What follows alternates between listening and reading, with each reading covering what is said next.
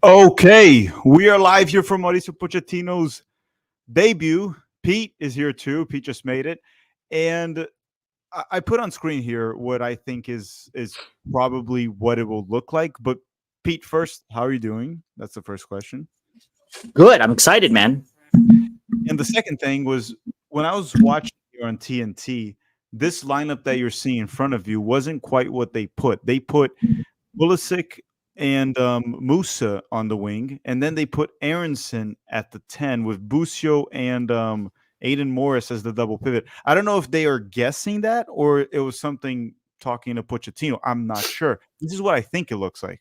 It's yeah. The thing is, it's weird because Pochettino did say he sees Aronson more central, so he might be trying that. And to be honest, Musa on the wing for a guy who's mainly a dribbler as opposed to a passer of the ball, I don't hate it. No, we'll see how it does. It's more like Aronson at the 10. That's my only concern. Yeah.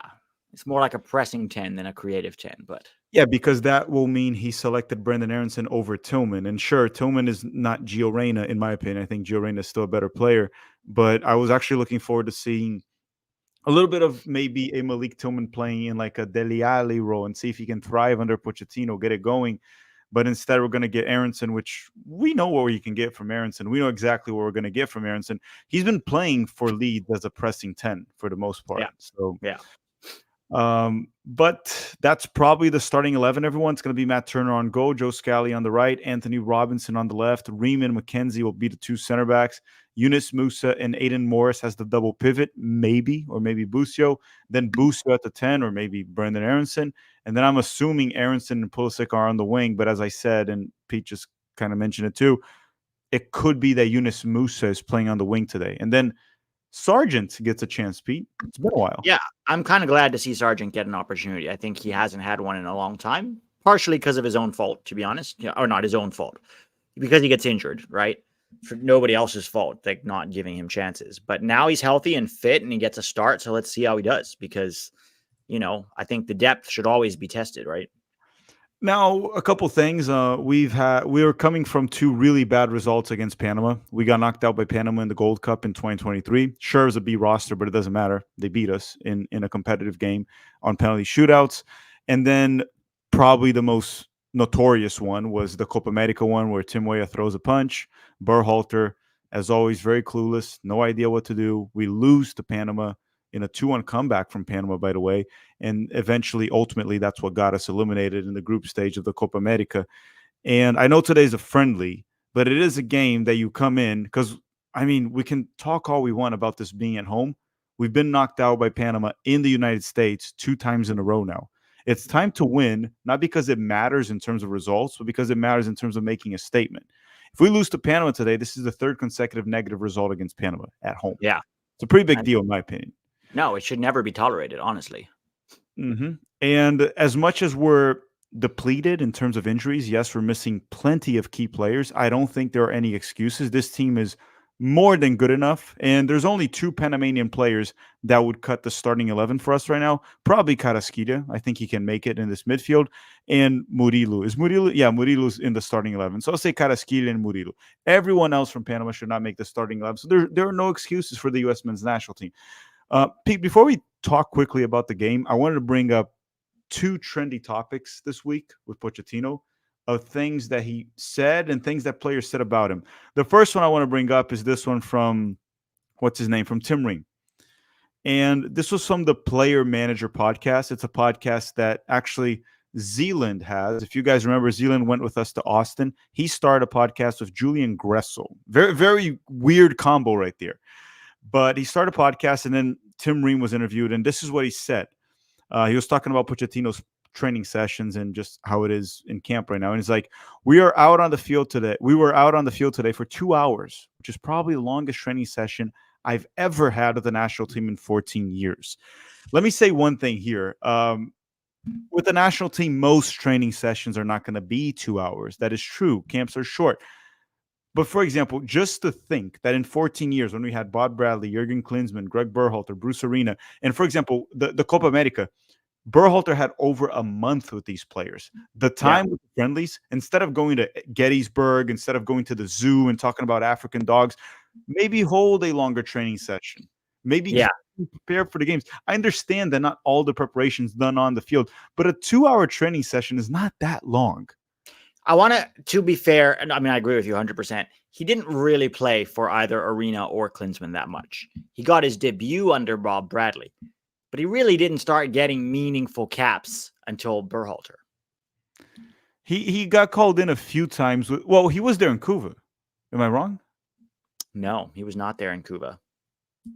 I thought he was on the bench. Maybe he was on the bench, but he was not playing. He was not a starter that World Cup qualifying cycle. But he was in camp getting practice. Yeah, he was in camp under like maybe Bruce Arena, but as far as like most of his caps have come under Berhalter. Yeah, but it's kind of fascinating because we understand that national teams, you're not going to, and you don't need 2-hour long practices. I mean, maybe McKennie did during the summer, actually, maybe like 3 or 4 sometimes hours. you do. Klinsmann, to be fair to Klinsmann used to run 2-a-days in the lead up to the 2014 World Cup. He'd be a morning session and an afternoon session and also a morning jog before breakfast. So it's like, yeah, if you do 2 sessions a day, you're not going to want them to be 2 hours. But I agree. I think it's pathetic that he hasn't, in 65 caps, this man has not seen a 2-hour session under the USMNT. That's a joke. I'm sorry. It's weird. Yeah, this is not an 18-year-old player that just got there. Yeah, no. And like 7, I mean, you can argue they shouldn't, but I've seen 8, 9, 10-year-olds do 2-hour sessions. So I don't understand that, but it does explain a lot of things about our, intensity, right? Or lack of it. Yeah. Right. Like, I mean, no wonder, you don't need to be overweight, but like McKennie could definitely have used 2-hour sessions. Now, this one is another one. And guys, I'm going to go through the super chats in a second. I just want to cover a few things with Pete first, so we don't interrupt. But don't worry, I didn't forget anyone. What you guys can do right now to help the channel is get the likes up, get it to 500, whatever it is, just do it. It's free. But this was a quote from Pochettino this week that it just gave a lot of the MLS shills an erection. Like, it just out of nowhere. Sorry, guys, that for the explicit words right there. I'm sorry. Somewhere Spicy Jeff is very excited. Yes, Spicy Jeff will come out of nowhere after that. But okay, Pochettino said this, and we're going to talk about it right now, our reaction to this quote. There are many American players who are in Europe and who don't play and who don't compete. Sure, they don't compete like in games. They're obviously competing for a starting spot, but yes, they're not competing in actual games. And there are other players who are in MLS or in a different league that compete. When he's talking about compete, once again, he's talking about actually playing, right? Not competing for a spot. Perhaps those players are in better shape to perform than players who don't compete weekly. Again, compete means play. Just wording of his English.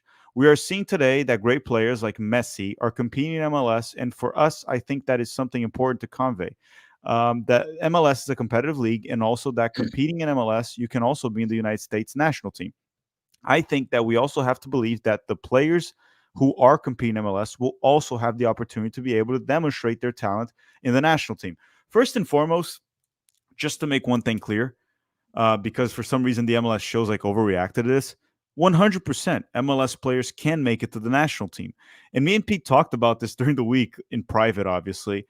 And we were talking about this, just like, it's just that standard is different. So if you're an average Bundesliga player, average Premier League player, you're probably good enough to make our roster. If you're an average MLS player, you're not good enough to make our roster. Now, sure, if you are a rising prospect going up the ranks, playing on MLS, or if you're a top 5 MLS player or top 5 in your position, yeah, there can be a case depending on what's going on. I mean, the goalkeepers right now, no one's questioning Schulte in the national team, Ream. Yeah. So again, I don't understand the overreaction to this quote. It's pretty obvious. It's also true. If you're playing week in and week out, you can be in better shape. But there's levels to it, right? There's levels to it. If Messi was American, no one would be crazy to not want him in the national team right now. Right. But there's just levels to it. Gio Reyna and Georgi Mihailovic, even if Gio Reyna is not playing, the gap is so big that it doesn't fucking matter. Sorry again, guys, for cursing there. It doesn't matter, right? That's the overall point. But of course, Pochettino would say this, and he is right. He wants to leave the door open. You never know. You can have a guy in MLS that's playing very well. You call him up, a prospect, maybe even an older player that comes back to the league and can still contribute. No one is cut from the national team for being MLS. So I don't understand the overreaction to this quote. Yeah. I mean, I also think that as a new coach coming in, he's going to say very diplomatic things, and he's going to try to keep everybody happy and not piss people off straight up. But reality is he can say whatever he wants. At the end of the day, we're going to look at what he does, right? And let's be very honest. Sure, it's the first roster. But if there was any roster to bring in MLSers, it's this one. We have 15 guys out injured, okay? It was 13 when he named the roster. Then when 2 more guys got injured, did he go even to an MLS player when Johnny Cardoso and Fuller and Balogun were out? Did he go to MLS? No. He went to Liga MX and got 2 guys from there. So I agree with everything you said, and to a degree, I agree with what Poch said. And he could also be throwing down the gauntlet to guys in Europe saying, yeah, but you got to go somewhere where you can play. That's what I need. Mm-hmm. But right now, you could argue that if CCV and Richards are fit and healthy, does Miles make this roster? Probably not. Mm-hmm. Schulte and Stefan, sure. I mean, we don't even know if they make a roster where you have to win. We'll have to see about that November. Oh, but he benched Schulte. That was apparently going to be our starter, and he benched Schulte now. Right. So now Schulte's not. So, and Ream just got to MLS. He's not exactly an MLS lifer. And for all we know, he could have been talking about, I wouldn't have minded Diego Luna coming in over, Zendejas, for example. Token over Lund. Token over. Yeah. I mean, to me, that's the same. I don't think he was talking about the Jordan Morrises and the Kellen Acostas and the Walker Zimmermans and the Christian Roldans of the world when he was saying this. I think he's probably saying, look, if there's some young guys that are here and are coming through, we'll take a look at them, even if they're playing in MLS. I'm going to be honest. The fact that he said Messi's playing in MLS, so it's probably good, tells me he hasn't watched that many MLS games yet. So let's just wait and see what he does. November's roster will be more interesting because it's a competitive roster, right? Yeah. And again, it's more like what he does rather than what he says. And again, what he said there, I don't think he said anything controversial from any end. I'll give you an example right now. Please, I hope this doesn't happen. But let's say Christian Pulisic comes to MLS in the summer of 2025. You still bring him. He's our best player. He's not going to magically become our worst player.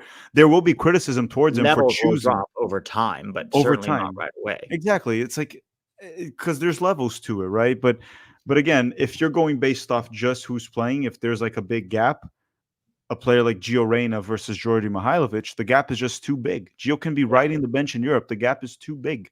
And it's funny because, he still brought player, for example, Yunus Musa is not playing that much for Milan lately.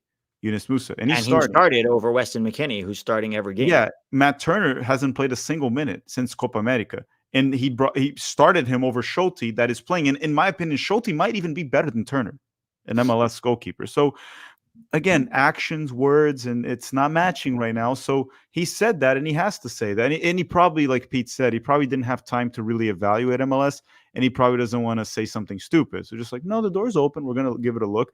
And you want to keep all players motivated in MLS and in Europe and put pressure for the players that are in Europe. It's guys, if you're not playing, I might give a chance to an MLS guy, and you might not playing. But going on here, Ghost Card 21 say tack. Pete, let's go. Prediction score. Stay safe. Oh, everyone, I'm not at home. Obviously, there's a power outage where I live. So today's stream will be here. The 7 things also will not be in the regular studio. There's no electricity at my place. I'll hopefully be back in Tampa next week. We got hit by a hurricane named Milton. I'm okay. There's no way I would ever be taken down by a hurricane named Milton. Like Irene, that's Hurricane scary. Hurricane Greg might take you down, though. Hurricane Greg would take me down. Mauricio. Katrina was horrible, too, and even a scary name. But Milton, come on, guys. That's not a name that really scares you. Milton? Sorry if there's any Miltons in the chat, actually. It might be Spicy Jeff's real name. His name is Milton. In that case, I'm kind of scared of Milton. But score prediction, I'm going to go with 2-1 United States. I'm going to go with 3-0. Oh, easy win. Yeah, not easy, but I think it's going to be an intense game. I think the players are hyped, And I think that Pochettino is not going to tolerate any bullshit. So I think these guys are going to show the fuck up. Matt Poliquin is saying 10:30 start time for Tuesday game is ridiculous. Yeah, we play Mexico on Tuesday at 10:30 Eastern time. So for the East Coasters like myself, it's horrible. For Pete's, if you're in California, it's not that bad. It's 7:30. It's not bad for me, but the most Americans live on the East Coast of all the time zones, right? The East Coast has the most. Isn't it like 60% of our population's on the East? I think something like that. Yeah. Or the east of the Mississippi River, I think. Bobby, not Brown, saying Berhalter. Bobby, he's out. Out of Chicago already? Maybe he's a Chicago Fire fan. He's a Berhalter out. Jeff Carey say, Tack, I'm glad you're okay. I got worried when my live feed into your bathroom went down. Is it okay? So Jeff, when the live feed is back, let me know so I know my electricity is back, and then I can go back home, I guess. Matthew Dominguez is saying Jalen Mitchell from Costa Rica or Jalen Neo. I haven't watched Jalen Mitchell. I don't know. Aren't we going to find out in this camp who we play in November? We're going to find out now. Yeah. They're playing the playoffs. They're playing the group stage of the Nations League. Yeah. I don't know who it is. We'll know probably next week. But who's Jalen Mitchell from Costa Rica? I actually don't know who that is. Yeah, Matthew, I don't know. We know Jalen Neo very well from the Galaxy, but I don't know. Joseph Garza is saying, at the game here in Austin, enjoy. Mauricio, look, if Pochettino has a successful time with the U.S. men's national team, this is actually a historic game. It's his first game in charge, even though it's a friendly. A lot of fans and great atmosphere. My first ever USMNT game, and I brought my friend who's never been to a soccer game before. Excited for New Year. Hopefully you turn your friend into a diehard U.S. men's national team today. Actually, this is not on you. I can't put this weight on you. This is on the players. Put up a good performance, and they might win a new fan right there in the stadium. It's up to the players. You did what you could. Sam is saying over under 1.5 trips to the hookah bar this camp for McKinney. I don't think McKinney's going anywhere. No. Especially after Poch's comments about they don't want players to go back fatter than when they arrived. Oh, he said that? Yeah. He said that in the press conference. He was like, I don't want, players to go home more fatter or more fat than they came. So essentially stop like eating burgers and candy here in the U.S. and soda. And ranch. Yeah. And ranch, yeah. And pizza. Jeff Carey saying the Panama Canal's construction was deadly, with over 20,000 workers dying during the French efforts. Historian Jeff is back. Jeff, talk about also how deadly was the 2022 World Cup construction. That'd be a good one to bring up too. And next one is like, thank you guys for doing what you do. Thank you very much. You guys in Straight Red Cards are the best shows covering the USA. I agree with you. In my humble opinion, I agree that us with the Straight Red Cards are the best. My humble opinion. Not that there's that many others. No, there really isn't. There's pretty much just us, and then I guess the Ultras kids, no? That are the Ultras, they're great. Yudi and Braden. Yes. Yeah, there's the Ultras kids, us, and Straight Red. I know MLS Moves does like MLS content mostly. Yeah, and what's his name? Like the other ones are usually like mainstream media channel. Like, guys, listen, anyone that interviewed Pochettino, anyone that interviewed Matt Crocker, those are all like in bed for access. If you get those interviews, those are big time interviews. And congratulations to them for getting it. But you can't get it if you say the wrong words. If you say what you think, you can't get it. I mean, depends on what they think. If they think stupid things, they can. If you always say what you think, then you can't get it. Eventually, yeah, you'll say something that'll piss them off eventually. As we have been told, the most mild things will piss them off, as we have been told specifically from U.S. Soccer. So. Yep. I don't even know if that guy's still employed there. You think he still is? Because they fired like a good amount of people. I'm not going to lie. When I heard that 30 people got fired, I was like, should I send a condolences text? Unemployment benefits link? Could be interesting. Moise Kinkello saying, Tack, he meant 2 hours of warm-up. No, he didn't. It was practice. No one warms up for 2 hours. That's not a warm-up. No. Bees is saying, Pete, are you center back testament truther like Tack? I think he's on. I definitely want to see it. I want to see it for sure. I want to see it tried. Whether it's with his club or country, I'd like someone to try it because I think it could work. But it's hard to know until I see it. It wouldn't hurt. I think that's the word. No. Matthew saying Tack pretending Brazil and Costa Rica didn't happen. I mean, I remember that game in Copa America. I just don't remember Costa Rica starting 11. I remember that game. Costa Rica held Brazil to a draw. I just don't remember the starting 11 for Costa Rica. It was a bit frustrating to watch that game too from my end. Flip Silvar saying, Poch, we got good talent. Greg, we don't have the pie. Yep.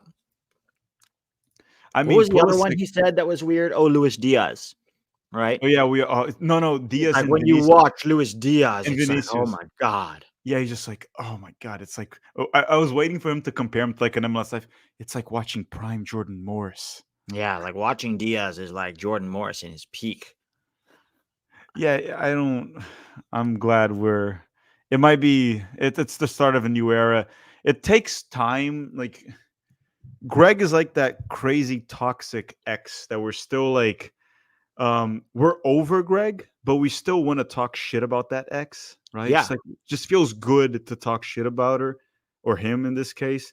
Well, anybody who's saying you have to stop talking about him are almost always the same people who were defending him for years and years, right? And the reason they say stop talking about him is because they don't want their terrible, like it just makes them look bad, right?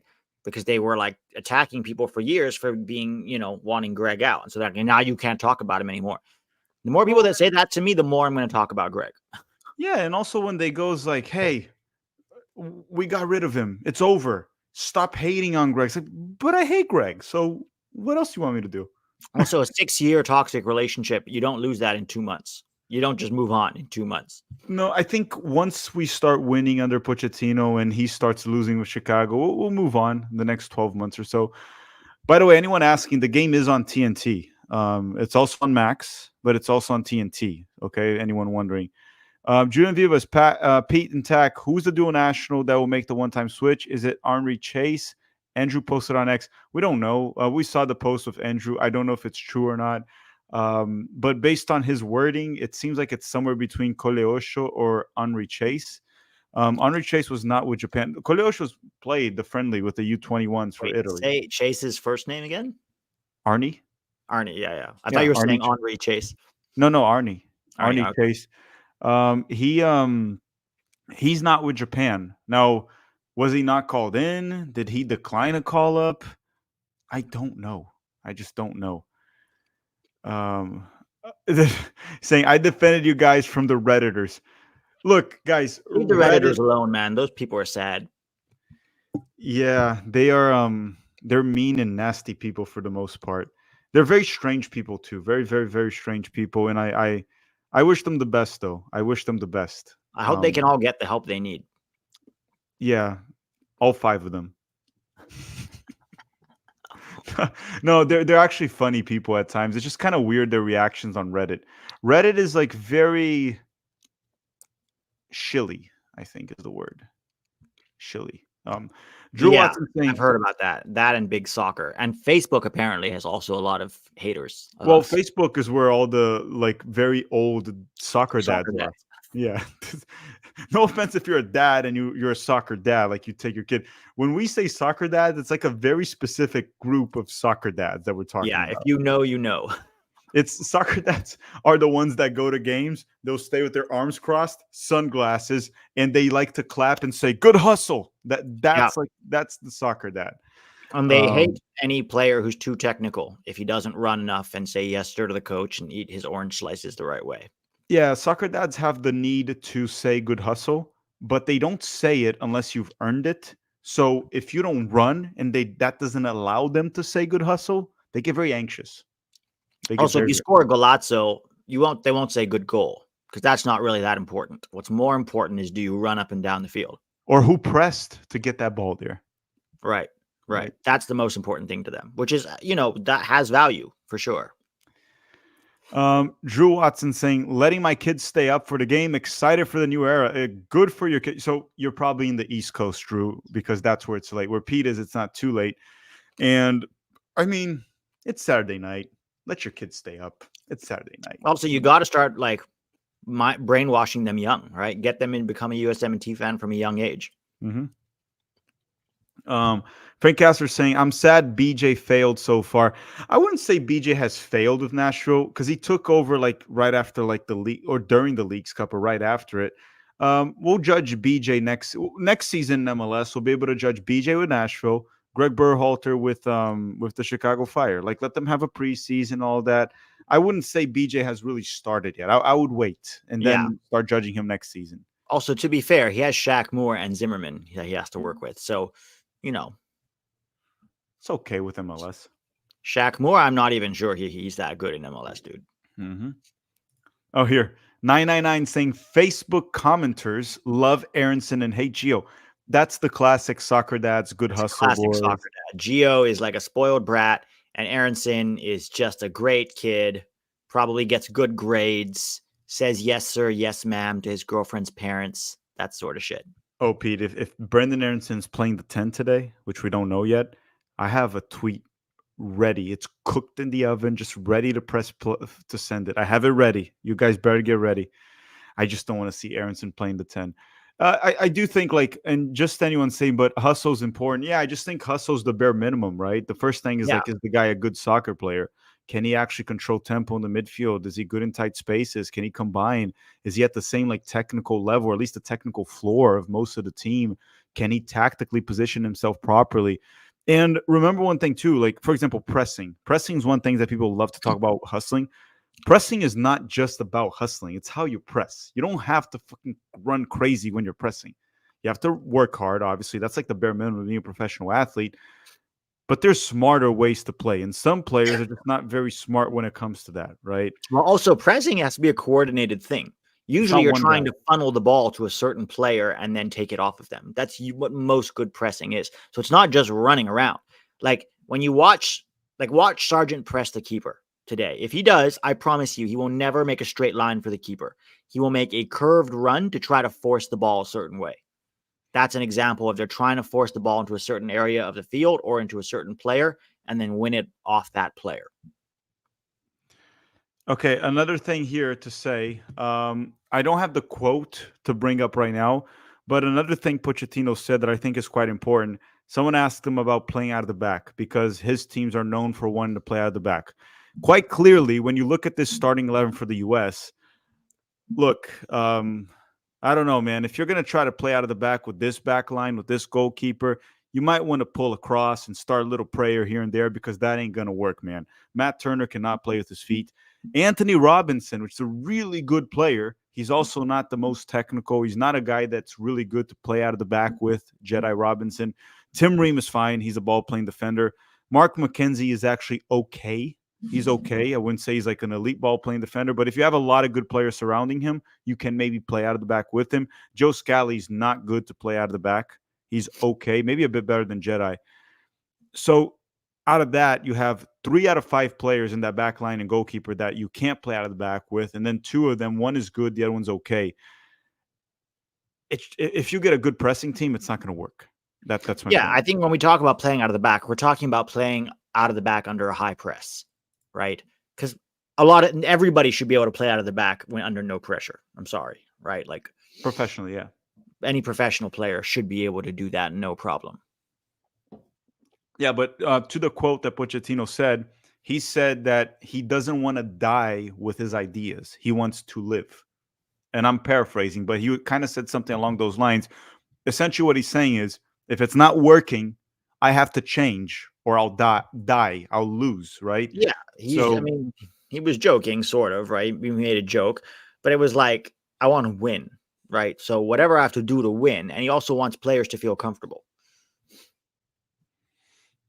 so that was also an important quote from Pochettino. But again, like me and Pete said, the same way he said that about MLS, actions, words. We're gonna see if he will adapt when push comes to shove, when Yes. needed.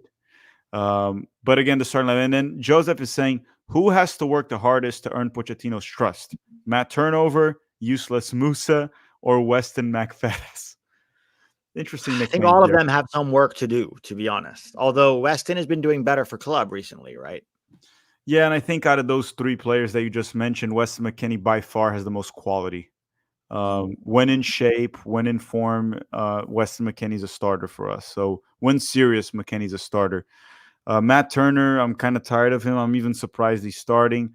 Yunus Musa, the most frustrating thing is he's been the same player for like 4 years almost now, and he hasn't improved his game. All he can do is just dribble the ball forward, really poor in the final third, can't pass to save his life, and he's okay defending. He's okay. Wouldn't Which say is he's why he bad. might be a right winger. I mean, honestly, considering our wing depth and our central midfield depth, if he becomes like a backup winger under Poch, I don't know if I would hate that.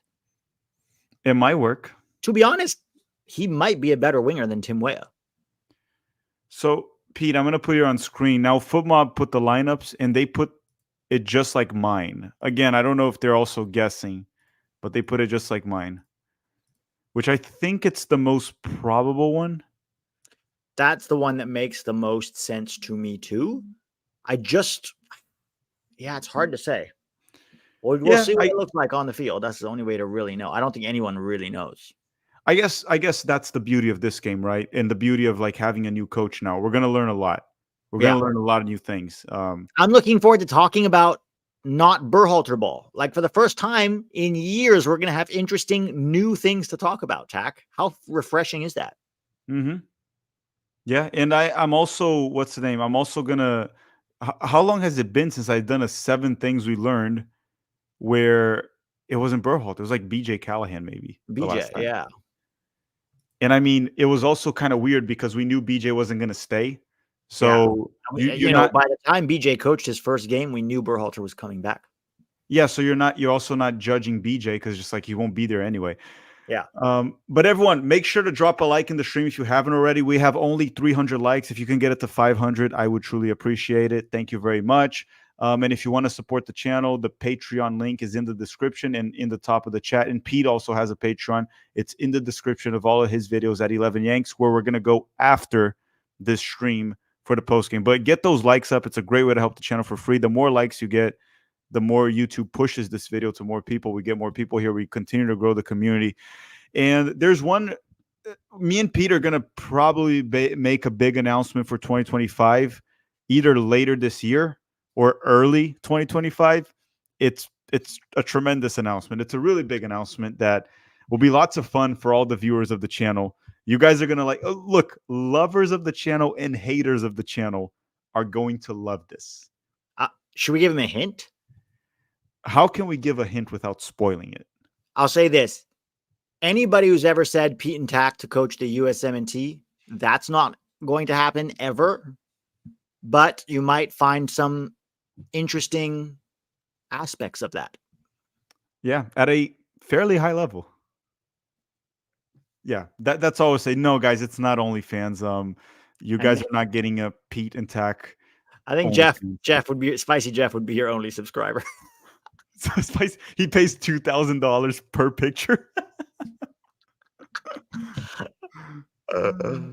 And Carlo is saying Zendejas prime coming with the U.S. men's national team. Zendejas is not in the starting 11, man. I don't think he could play because Pulisic might get subbed out early. What is this guy dancing next to the national? Oh, is he doing? Oh, he's doing the deaf sign language.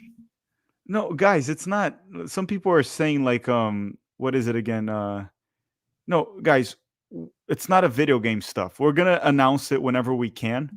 And it's gonna be big in 2025. You guys are gonna love it. Oh yeah, it's not like online. It's not an online thing. No, it's real world. It is official, but we can't really talk about it until a few things are I wouldn't say sorted out. I would say like organized. I would say that's the wording. It's all official. Jonathan Hernandez is saying not a great turnout, guys. What's going on? No, I think it'll sell out. Like they tell people sit down. Yeah. Give it till minute 10 of the game. Let's see how it looks. I think it's sold out. Yeah, there were 18,000 tickets sold 2 days ago. It's a 20,700 seater stadium. Yeah, it should be fine. People are just arriving there. It's Saturday night in Austin. People are out having some drinks. You know how it is in Austin. Steven Spada is saying it would be funny if Pochettino decides to crash us out. Secretly a Brit plant. Dude, okay, little Argentine. yeah, England. look, Argentina and England do not like each other, like, a lot. There was a war between them, I can't remember exactly where or Falklands when. War, 1982. Was it in '82? Yeah, because Yeah, Maradona Pochettino even was an adult. yeah, well, even, Maradona's game where he scored the handball and everything, there was a lot into that game in the '80s when Maradona scored the hand of God. They don't like each other, so trust me, Pochettino's definitely not a secret Brit plant, and No. he was For living in all we know, Barcelona. the UFA was like, "Hey, do you want to coach the England national team?" And he was like, "No." No, no, thank you. You guys just eat fish and chips. No, no. I'm going back to Barcelona or to Atlanta where they have some good soul food there. That's the Yeah, good place. soul food. Also, he's close enough to Miami, which is like the Barcelona of America, probably. It's probably the Yeah, closest thing you could get to Barcelona. yeah. I mean, Giorena's saying Abe Lincoln was there. No, no, Abe Lincoln wasn't there. Abe Lincoln in the '80s, he was retired. Abe Lincoln was retired in the '80s. Stanley, lately it is France and Argentina who hate each other. No, no, sure. In a soccer aspect, yes, there's a lot that happened there. There was also some racist songs being sang by the Argentine players, which, again, if you're from South America, you should not be surprised with Argentines doing that. Perfectly normal from them, man. We kind of just almost grown to accept it from them at this point there in South America. Brazilians have been dealing with that for like 50 to, well, way more than that. But as far as I know, talking to my dad, it's been around with his generation, my generation. It's nothing new. What's up? What happened? Real quick, Pochettino wearing a blazer Oh, over a t-shirt. Like, it is so nice to not have a teenager like Greg trying to wear teenager shoes and teenager t-shirts. He's wearing a blazer like a proper coach. interesting. Maybe no bounce passes too. Oh Jeff God. Jeff Serrano saying, I feel like every soccer nation hates Argentina. I think every nation hates Argentina. I'm half Argentine and I find them a very unlikable team. Outside of Messi and Di Maria, both of whom I loved, outside of those two, it's kind of an unlikable team. Yeah, and those two are kind of gone. Yeah, they're done. So there's that too. But everyone, the game's about to start in a couple minutes, I guess. Should have started already. Yeah, it's always late. It's always late than the time they say. MLS does that, dude. It pisses me off. MLS never starts It's the only on time. place in the world that every other soccer game starts on time. Yeah, but you know what? I think it's more of an American thing because I watch the NBA and the NBA games also start like 10 to 12 minutes or something after. Yeah, they're trying to get you to watch so that they can throw some sponsors in there, right? Dude, he's actually dressed like a proper coach. Yeah. So early on, Musa's right wing, dude. Oh my Musa's goodness. right wing. Aronson at the 10. He could be at the 8. No, you're right. Aronson at the 10 because Busio's deep with Morris. Oh, geez. Oh boy, oh boy. Okay, let's hope for the best. We're gonna give Pochettino the benefit of the doubt. The game has started. The game. Are we synchronized, Pete? What's your Great minute? ball from Busio. Wait, what minute are you in? On. 31 seconds. You're 10 seconds ahead of me. You're in the future. It's probably because the Florida internet. Good ball from Busio to Anthony Robinson. Okay, so the game has started, everyone. It's definitely Brendan Aronson as a 10. Musa on the right wing. We're going to see if the team looks a bit more fluid, too, with how Christian Pulisic behaves. Okay, A-Rob? A-Rob? Okay, blocked. Yeah, we'll reserve judgment. We're not. It's like we're already better than Berhalter. No, 1 minute in, and I've decided he's already better. I mean, we're still not down against Panama, and Berhalter's record with Panama hasn't been good lately. So, but it has begun here in the United States. Brendan Aronson has a pressing 10. Is that what it looks like? Because Pulisic's very. So, Pete, Pulisic's very high up the field, but Musa's dropping very deep. It seems like it's not a symmetric formation. That's what he's going with. Well, yeah, it depends, I think, in possession versus against possession. Wow. Pulisic is the highest player up the field with Sargent. It's almost like two strikers. It feels like more of a 4-4-2 when we're pressing, and then a 4-3-3 or 4-2-3-1 when we have the ball. Well, but look, even now when Panama's attacking here, Pulisic's not dropping as deep. And Musa is actually super deep on the right. I wonder if he's like gonna try to like build around like Christian Pulisic, like give him a lot of freedom to attack, less defensive responsibilities. Yeah, Um, let's see. I mean, it's the second minute, so let's see how it looks over no, time. I've drawn my conclusion. I'm done. This is my opinion now till the World Cup. That's it. I'm going with this till the World Cup. And here comes Panama in possession here, 2 minutes into the game. Panama in possession. And we're sitting deep. We're not really pressing Panama. We're letting them move the ball around. And Pochettino's on the sideline there, very agitated. Watch him be like, it's like nervous about this. Well, he's probably not happy because he wants a high line. This doesn't look like a high line so far. No. Morris, what are you doing? That was a transition moment. He's got it. Oh, is that Scally? Yeah, don't count too much on. Why was he too slow? Too slow. Well, we got the ball and he should have played it forward quickly, but instead we recycled it. Too slow. Oof. Bucio.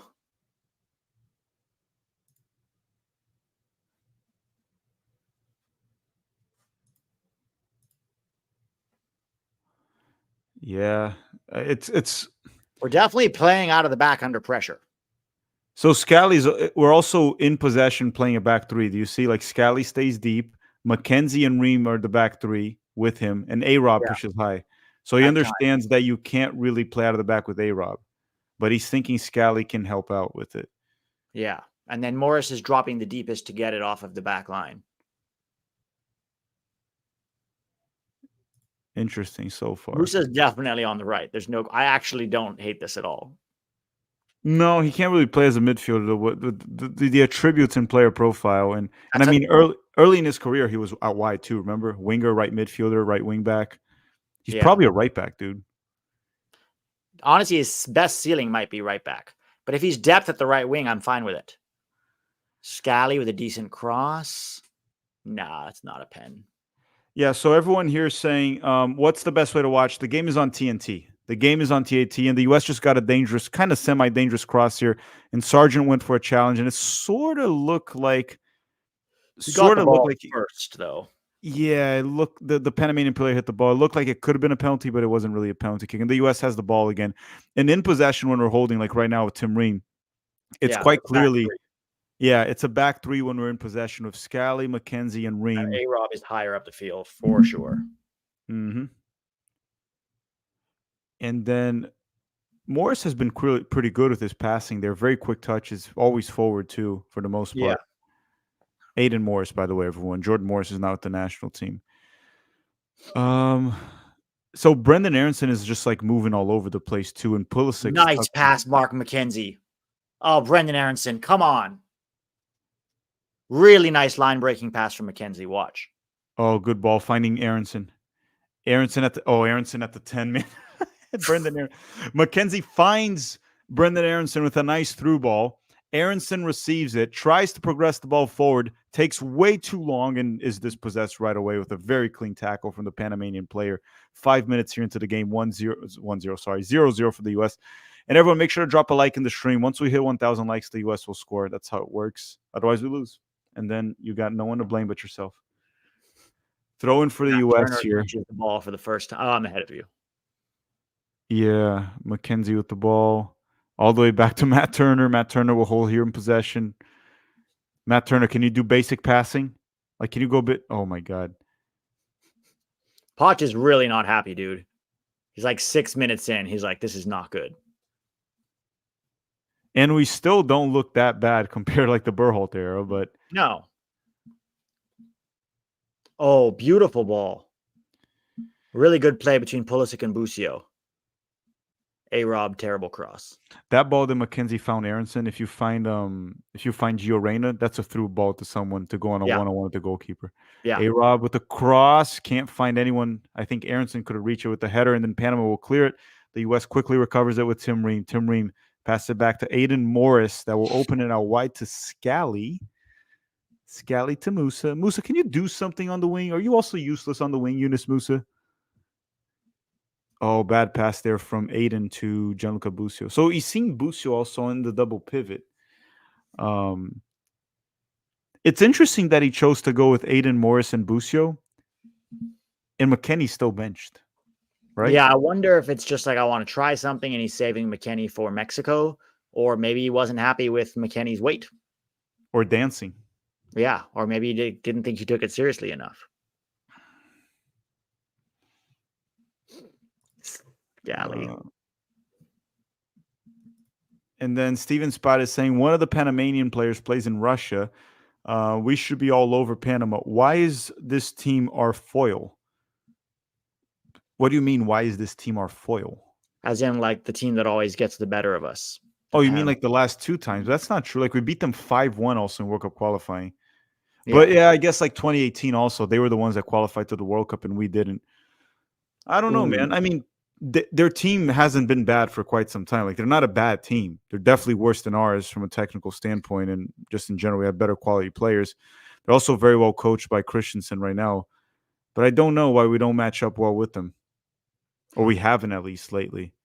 McKenzie just made a game-saving tackle, to be honest, after a Scally giveaway. And what's going on? The Panamanian player's down. That'll Down be injured. the ref is going to go check out the player. Oh, he stepped over McKenzie, but McKenzie got the ball. There's nothing there. There's nothing there.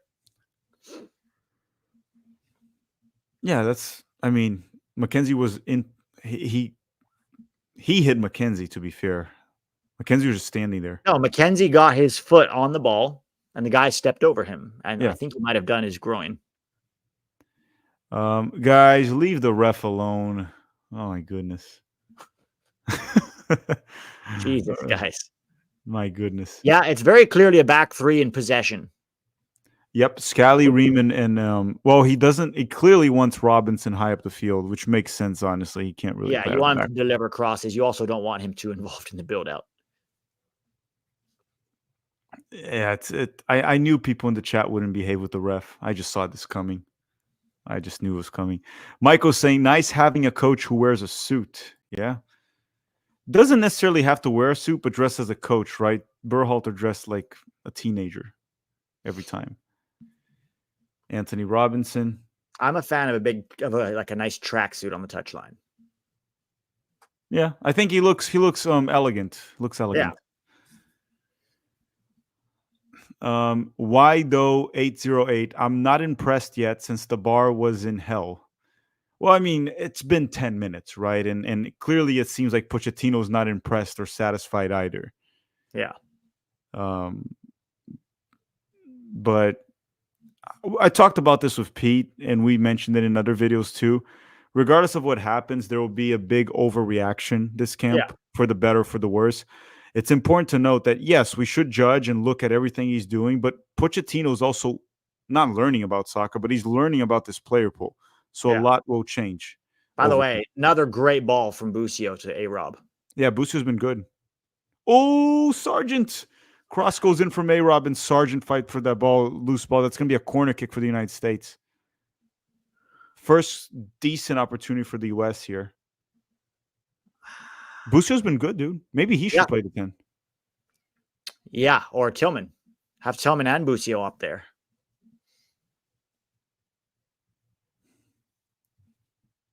Oh, corner that was so close. Pulisic to Aronson. Pulisic gets it back.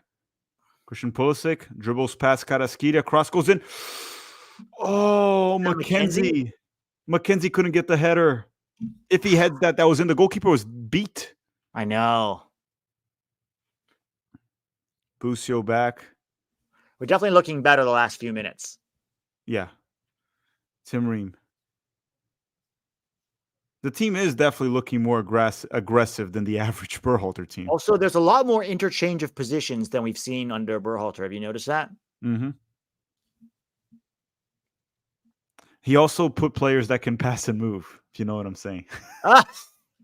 Colin's going to be in love. They Colin's can pass and move. Happy. Christian Pulisic, dispossessed. Oh, yes. Ream, come on. It comes. Oh boy. Okay, Tim Ream with the ball now. Look at that. Both coaches actually are well dressed. Thomas Christensen and Mauricio Pochettino.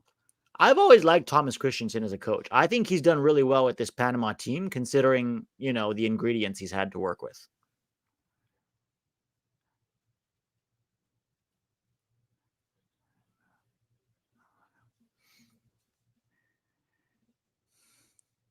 Busio. Okay, tough touch there.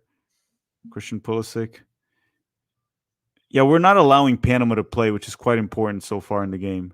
But we're not Definitely really when we lose the ball, creating. there's a good work rate so far.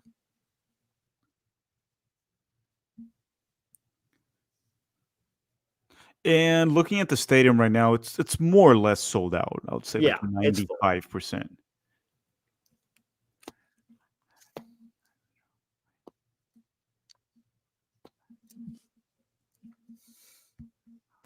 What are the odds Pochettino takes a picture with the fans during the game? Very low. Very low, I'll say that.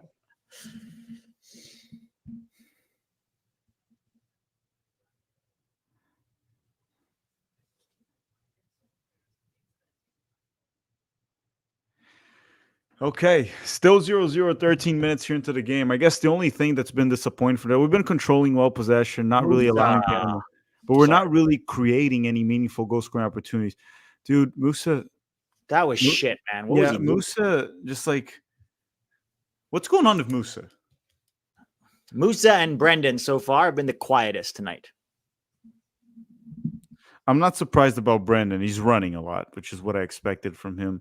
Yeah. But Musa, I was expecting like maybe for him to shine out wide because he doesn't really shine through the middle, you know.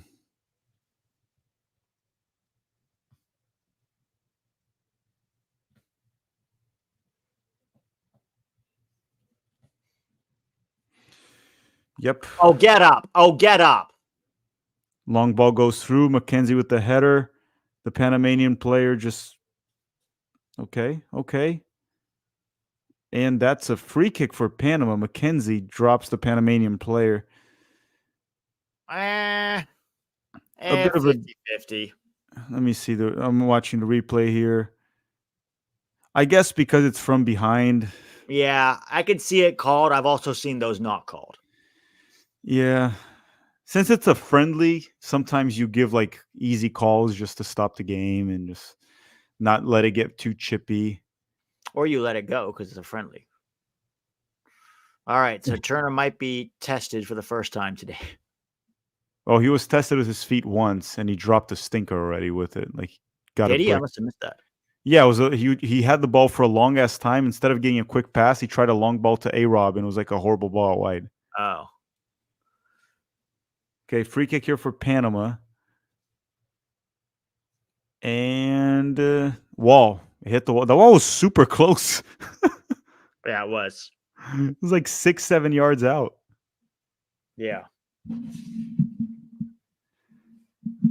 They're saying like they wanted Musa's long shots. And Auto Transport LLC saying, I'm guessing the ref is female. Yes. I know you might be driving right now, right?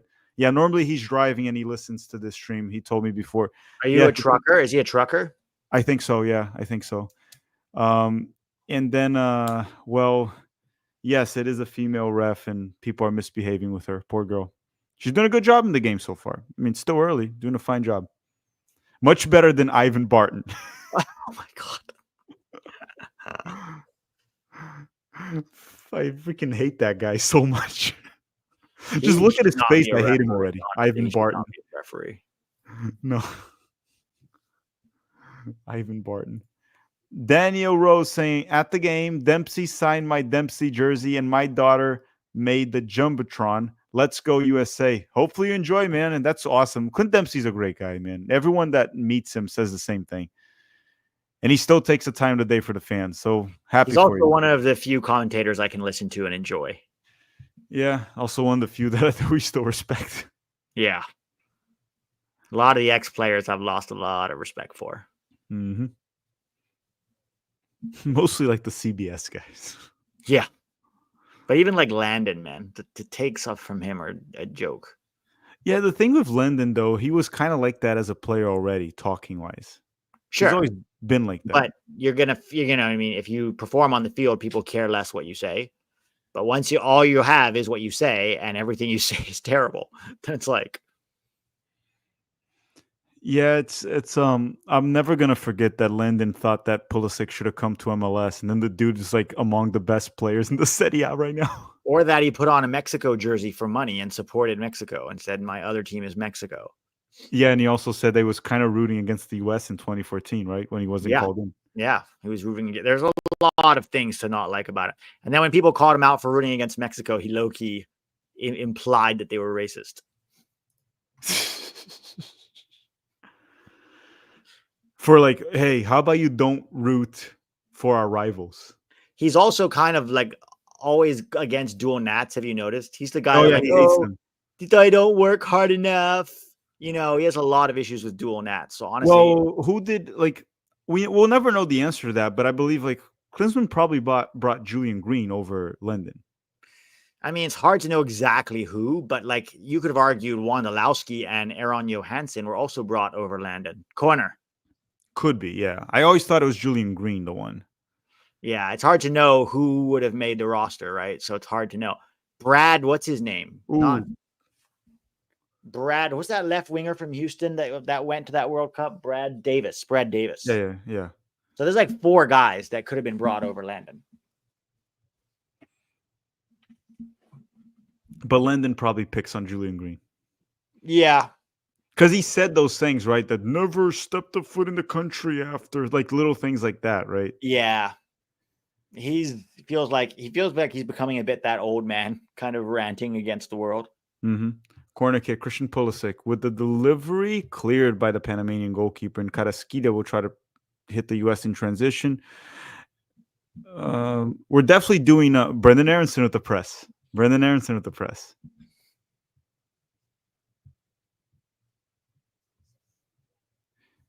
Oh, they're saying that he actually said he chose Julian Green over Landon on the Kicking It show. That's what they're saying. Dude, Sargent isn't even really the focal point of this attack. It's Pulisic. Like when we're pressing, Pulisic is ahead of Sargent, and Sargent is dropping in. Yeah, it seems like he wants to build the offense around Pulisic. I mean, that's fine. I just don't know if that's. I guess he's crowding the midfield. It's more of a 4-5-1 when we're pressing. Come on, Musa, do something.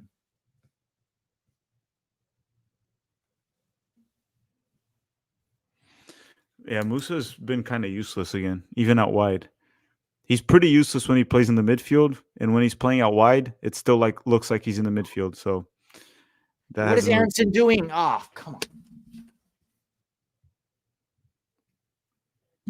on. Lee, I know that Julian Green comes here to Tampa. He fishes actually here in Tampa quite a bit. I know that, but we don't know if Landon knows that. Yeah, I think Landon's just bitter. Julian Green even brought John Brooks here before to Tampa to go fishing. Christian Pulisic back to Tim Ream. It does feel like this is what's bothering me. Like we didn't need to have Aronson at the 10 this game. It is a game that maybe like Tillman should have been there. A guy that's more goal dangerous, more assist dangerous. I don't know why he's not starting. Pochettino's figuring it out. Like it's going to take a few camps. I don't think he doesn't know the player. Like he just saw the players in person for the first time a few days ago. Like I think it will become evident over time. Like maybe he saw, Brendan working really hard in training and he's like, okay, I want to reward that because he's pressing a lot. But what he doesn't yet understand is that he offers very little on the ball. So you're not Poch out yet? Not yet. I'm going to give him another 4 minutes. Okay. It's also a friendly, right? Like to me, what he does in meaningful games matters a lot more. Friendlies are for trying things, for experimenting. I will say for Brendan, if you can't look effective against Panama at home, like what are you good for, right?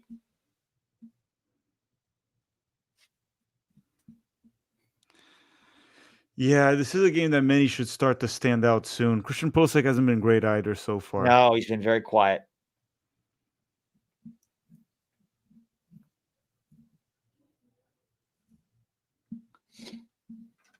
I'm sorry, Pete. I just tweeted Pochettino out. I've had enough of this. What I love is that some people are going to take you seriously and be like, see, they said it was Greg, and now they're doing the same thing to Pochettino. Unserious. I'll bet you some soccer dad is going to take you seriously. It's going to be soccer dad. Someone's going to take it seriously. Like, see, 20 minutes in and he already wants the guy out. He is irrational. Oh, my God, Musa. Watch what Musa does here. So Brendan Aronson with the ball finds Josh Sargent. Sargent to Musa. Musa with a lot of space. And what the heck was that low cross, man? Dude, Musa can't do anything besides run of the ball. Oh my God, Pulisic! Gianluca Busio. Shot blocked. Joe Scally to who the heck is that? Aiden Morris? Christian Pulisic? Blocked. And that's going to be a corner kick for the United States. You watch it just because we criticize Musa. He's like, banger. Today he scores his first goal finally. No, in a banger. A real banger. Well, he deserves one after the amount of times he's hit the post.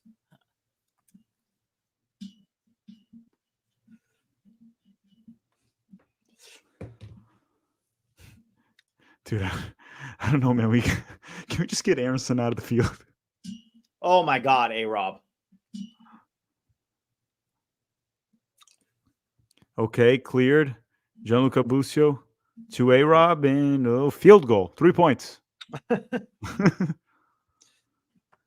think Busio has been quite a surprise, like from the Olympics beyond. He was good in the Olympics. He was good for Venezia, and then again, he's starting to make himself like very useful to the team. Yeah.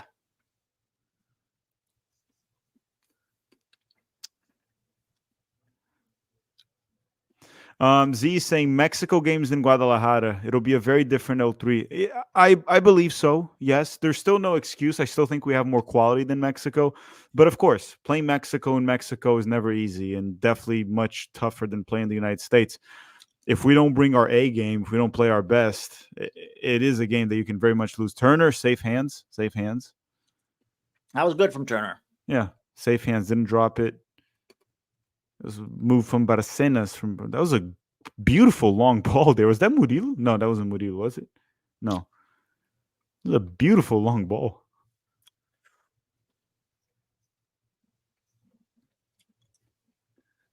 Yeah, guys, Pete is 10 seconds ahead of me. 10 seconds ahead of me. And everyone, if you all could drop a like in the stream, I would appreciate it. If you can drop a like in the stream right now, I would truly appreciate it. We have right now 432 likes. If you guys can get it to 600, it would be great. If you can get it to 600 or even 1,000, it would be tremendous for us too. And if you want to, I can do some commentary in Portuguese, and maybe we can even get Pete. Remember when Pete did commentary in Thai? It was so good. It was so good. I'll do some commentary in Portuguese, and maybe one day we'll convince Pete to do the Thai one again. One day. I'm going to head out. I'll see you guys at halftime. See you soon, Pete. See you in like 20 minutes. See you. All right. See ya. Okay, guys. Now we're all Han style here, alone, solo. So please keep your pants on, okay? I truly appreciate it. Michael's saying, I feel like with Weston, Tillman, and Haji on the bench, maybe he's seeing what he has with the other guys. Well, perhaps, Michael. I think that's a fair assessment. It could be that he's just testing out these other guys. Preferably maybe McKennie there in the midfield. I don't know if Busio can play a more defensive role. Shot and Matt Turner saves it. Against Panama, I think it's okay if you put McKennie and Busio, right? You want a midfielder that can be a bit more defensive, like Aiden Morris, Tanner Tessman, Johnny, Tyler Adams. But against Panama, I think you would be okay, right? I think it would be okay. Long ball goes through. Panama's able to clear it, and they'll hold in possession. It's okay to go with Busio and maybe Weston. Musa recovers and loses it right away. Yunus Musa. And Panama will have the ball, Carrasquilla. And the U.S. is quickly pressing Panama, not letting them really play out of the back. And weird switch. And A-Rob's going all the way there to press Panama here 26 minutes into the game. And it worked. It worked. No, did it work? Yeah, it did. It did. Gianluca Busio got the ball. What happened? What's the call? Corner. So corner kick for the U.S. The pressing did work. Corner kick for the United States here. It wasn't an open goal. The ball was out of bounds already. Alexander saying, I've seen enough. Worst United States of all time. Yeah, we haven't really been great this game, but we haven't been all that bad. My main issue here is we're not really creating a lot. That's the problem. We're dominating the game, like at least we're dominating possession. We're not really allowing Panama to do much, but we're not producing those XGs, the expected goals. Cross from Pulisic, cleared.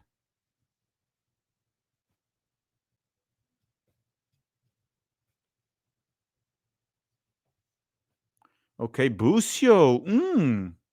Gianluca Busio. Oh, goodness. Stocks up right there. Oh, Brendan Aronson. Brendan Aronson at the 10.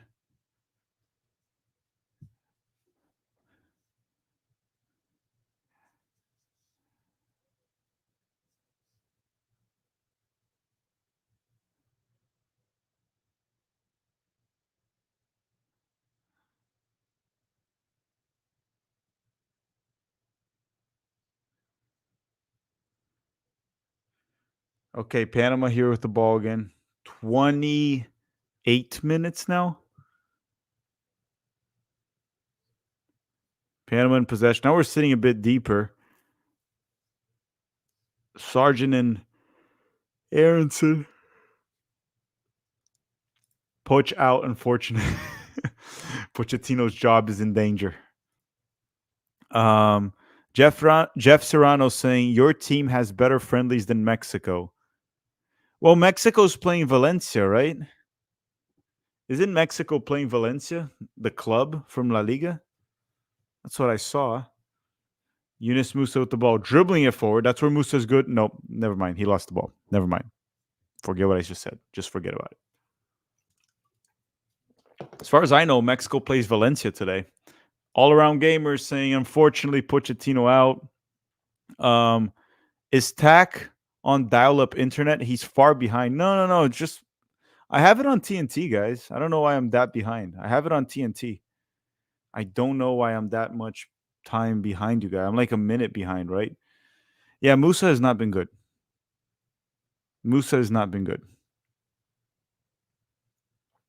And Panama now has the ball 29 minutes.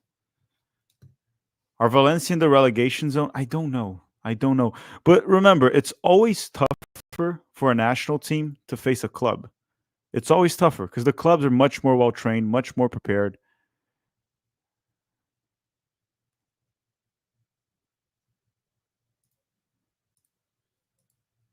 Tim Ream finds Christian Pulisic. Oh, boy. Dispossessed. And Pulisic's down. Hopefully he's fine. Okay, maybe he's not fine. Christian Pulisic's down. Soldier down right now. Soldier down. Christian Pulisic. Might just be a bruise. I'm no doctor, but I'm going to go with the bruise. That's my assessment. Let's see here. Yeah, that's got to hurt a little bit. But he'll be all right. Dr. Tactical manager. Sean is saying Patrick Vieira rumored to be meeting with the U.S. men's national team right now. Pochettino out. No. Erling Haaland in the chat. How you doing, Erling Haaland? Oh, 663 likes. Thank you very much, everyone. We're going to hit 1,000 very soon.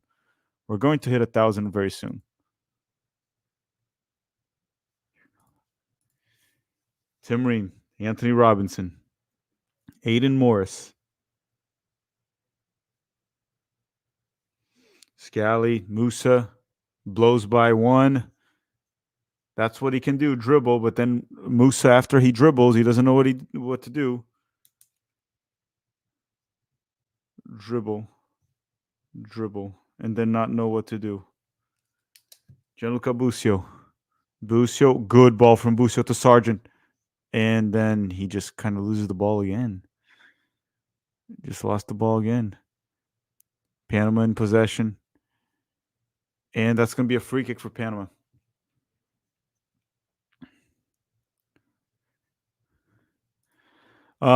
American Auto Transport LLC saying, Dr. Tack, I got really bad knee pain. What do you prescribe for that? As someone that has had 3 knee surgeries, I would recommend retiring. Just stop playing soccer. That's my recommendation. Had 3 knee surgeries. I'm still trying to play, but I just ain't the same. And my knees hurt, man. I may be young, but these knees are worse than a 70-year-old man's knees. It's pretty bad. I've lost a good portion of my meniscus. I've lost my ACL once. And I've also lost my MCL once. But definitely the meniscus hurts. That one is pretty bad. It's pretty bad. American Auto Transport said just drive trucks. You don't play soccer.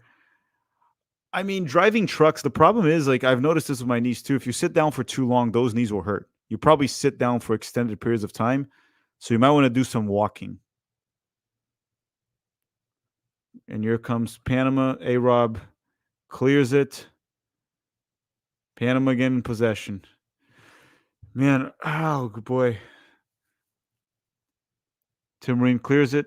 Aiden Morris wins it. Good win from Aiden. Brendan Aronson. And he loses to... My goodness. Get Brendan Aronson out of the game, man. And here comes Panama, and it hits the side net. Brendan Aronson at the 10.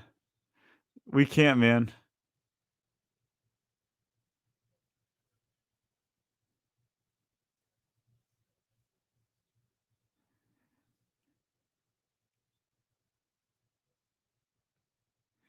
Okay, that'll be a goal kick for the U.S., but that did not look good.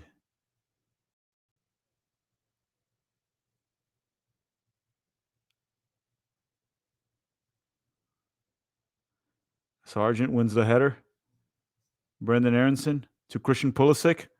Pulisic dribbles and shot is blocked by the Panamanian player. That'll be a throw-in for the United States. 33 minutes here.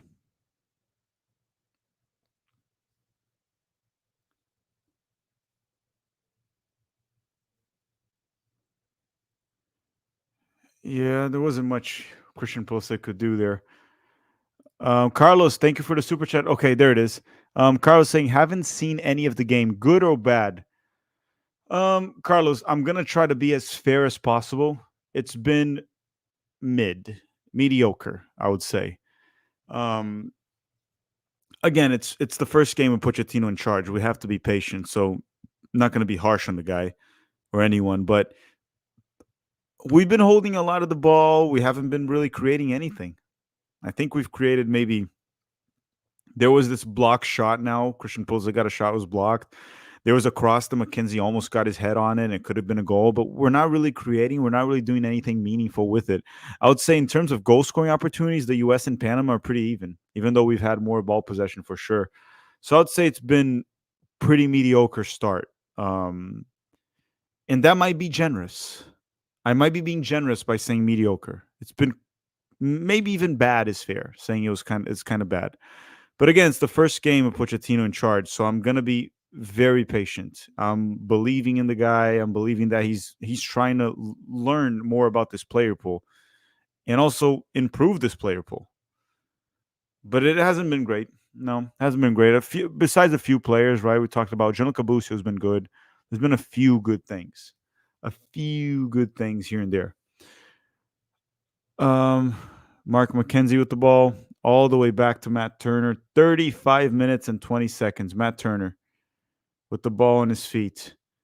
And another horrible pass from Matt Turner. I think Turner's technical ability with his feet is legit worse than mine. He's definitely a better goalkeeper, right? I'm ass. I'm terrible at goalkeeping. But Turner with his feet, I think he's worse than me. TB saying, oh my God, the glazing of the female ref is too much by the commenter. We get it. She is a pioneer and a Marvel hero. I think Marvel heroes are overrated these days. I haven't watched a Marvel movie in a long time. I think the last one I watched was Endgame or Infinity War, whichever one was the last one. You know, the one that everyone that dies comes back. That's the last one I watched. Then I haven't really watched. Marvel heroes are overrated. So if they're calling her that, I wouldn't take it too seriously. Emmanuel's saying, except for Deadpool. I think Deadpool is a good Marvel hero. And he's actually the only like real hero, right? He's the only one doing actual hero stuff. Emmanuel's saying, oh, here comes Panama. Nope, nothing, offsides. Emmanuel's saying, who do you think Poch is subbing and who would you sub? I don't know who Poch will sub. What will be the substitutions? Probably what I would do right now is I am not liking the experiment of Musa on the wing. Aronson at the 10. That's another one I have an issue with. So I'd probably go with maybe Haji and Tillman. send Pulisic to the right wing, put Haji on the left wing, and have Malik Tillman play as a 10. That's probably where I'll go with. And that's about it. Those are probably the only changes I would do. Then eventually in the second half, probably get in Ricardo Pepi for Sargent, little things like that. But mainly Tillman for Aronson. That will give us a bit of more control in the midfield, more creativity, more control of the tempo. And then Haji on the left to give us a bit of verticality there, some goal-scoring threat, right, on the wings. And send Christian Pulisic on the right, because Christian Pulisic is also a goal-scoring threat. And Yunus Musa has been completely useless so far. So that would be what I would change at halftime. I wouldn't do more than 2 subs, just Tillman for Aronson and Haji for Yunus Musa. I don't know what Pochettino will do, man. Anything I tell you, I would just be guessing. I would just be guessing.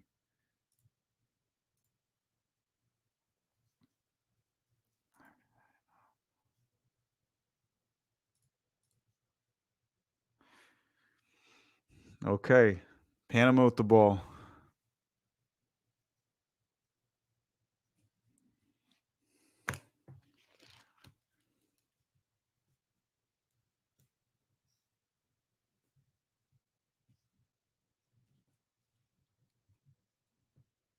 Hold on, guys. I got to get some notes here. Panama in possession. Carrasquilla.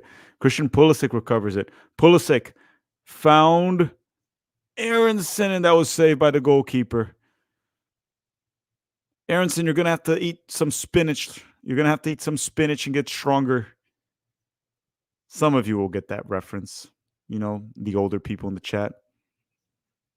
I know. To get stronger, you have to eat protein, and I don't think spinach has protein. But you guys know the sailor man. Just eat spinach and get really strong. That's a weak shot from Aronson. Good opportunity there created by Christian Pulisic. I believe it was Brendan Aronson. It was like Pulisic and Sargent that created it. And then Brendan Aronson got the finish, and it just was a very weak-ass finish. Very weak finish. How many likes do we have in the stream? Once we hit 1,000, I'll do Portuguese commentary. Brazilian Portuguese commentary. We're at 741. Yeah, when we hit 1,000, I'll get to it. When we hit 1,000. Saying you take Brendan Aronson over Phil Foden? No, there's no way I'll take Brendan Aronson over Phil Foden. Carrasquilla. Okay, A-Rob recovers the ball for the U.S. men's national team. Aiden Morris. Joe Scally. Tries to go long. That'll be Yunus Musa. Okay, Musa wins it. And then he gets fouled. Free kick for the U.S. here. 40 minutes into the game, still 0-0. Still 0-0. Yeah, you have to sub out Aronson.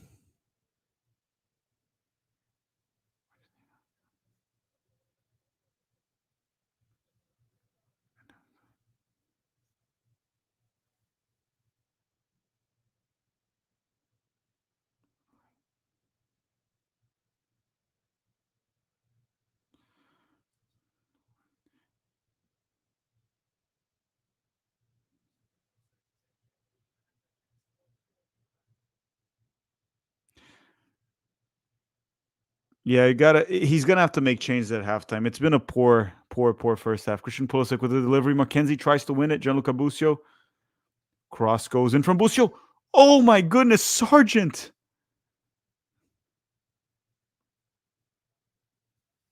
What a horrendous finish from Josh Sargent.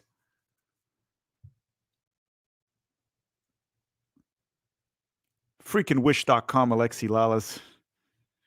My goodness. That was such a bad finish. That was terrible.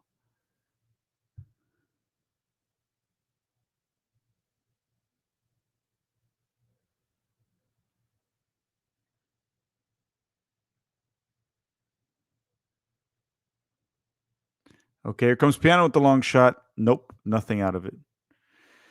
Yeah, I'm sure Pochettino wasn't happy with it. Yeah, Balogun's not losing that starting spot, man.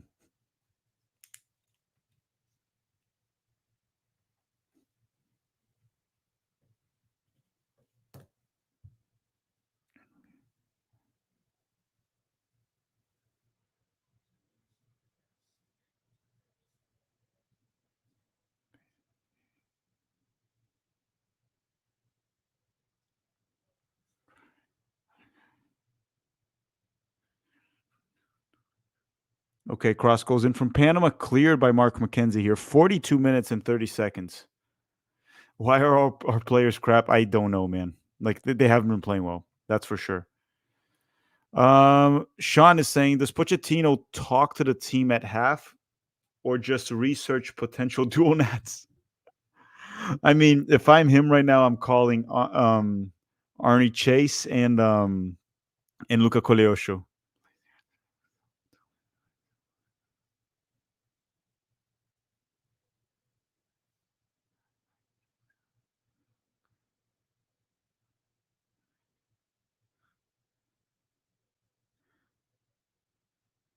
Okay, Panama in possession. Once again, the players are not doing great. Poche halter ball. Yeah, we're already minute 43 and 30 seconds here on my stream. The ref will probably add like a minute or two. Very likely we're going to end the first half with a 0-0 draw. And here comes Panama on a counterattack here, down the left flank. One-on-one against Joe Scally. Panama. Okay, the ref was on the way. Thank you, ref, for helping us out. Cross goes in for Panama. That was cleared by Tim Ream. Carrasquilla. Long shot from Carrasquilla. That goes out of bounds. Out of bounds. Oh, boy, boy, boy, oh, boy. Should probably go get some coffee at some point. 44 minutes.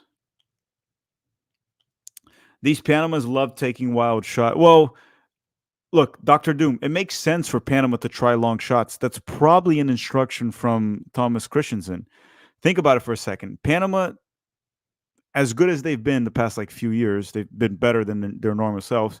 If you're a team that lacks quality, which they do, it's very tough to create in the final third. So you rely a lot on set pieces, sometimes crossing too, right? You can cross and see how that works. In long shots, right? You don't have like someone that like Carrasquilla is really good, but it's not like he's like this creative 10, right? Carrasquilla to me is very often like a box-to-box midfielder. That's probably where he operates the best. Really good player, by the way. Carrasquilla. Aiden Morris, back to Tim Ream.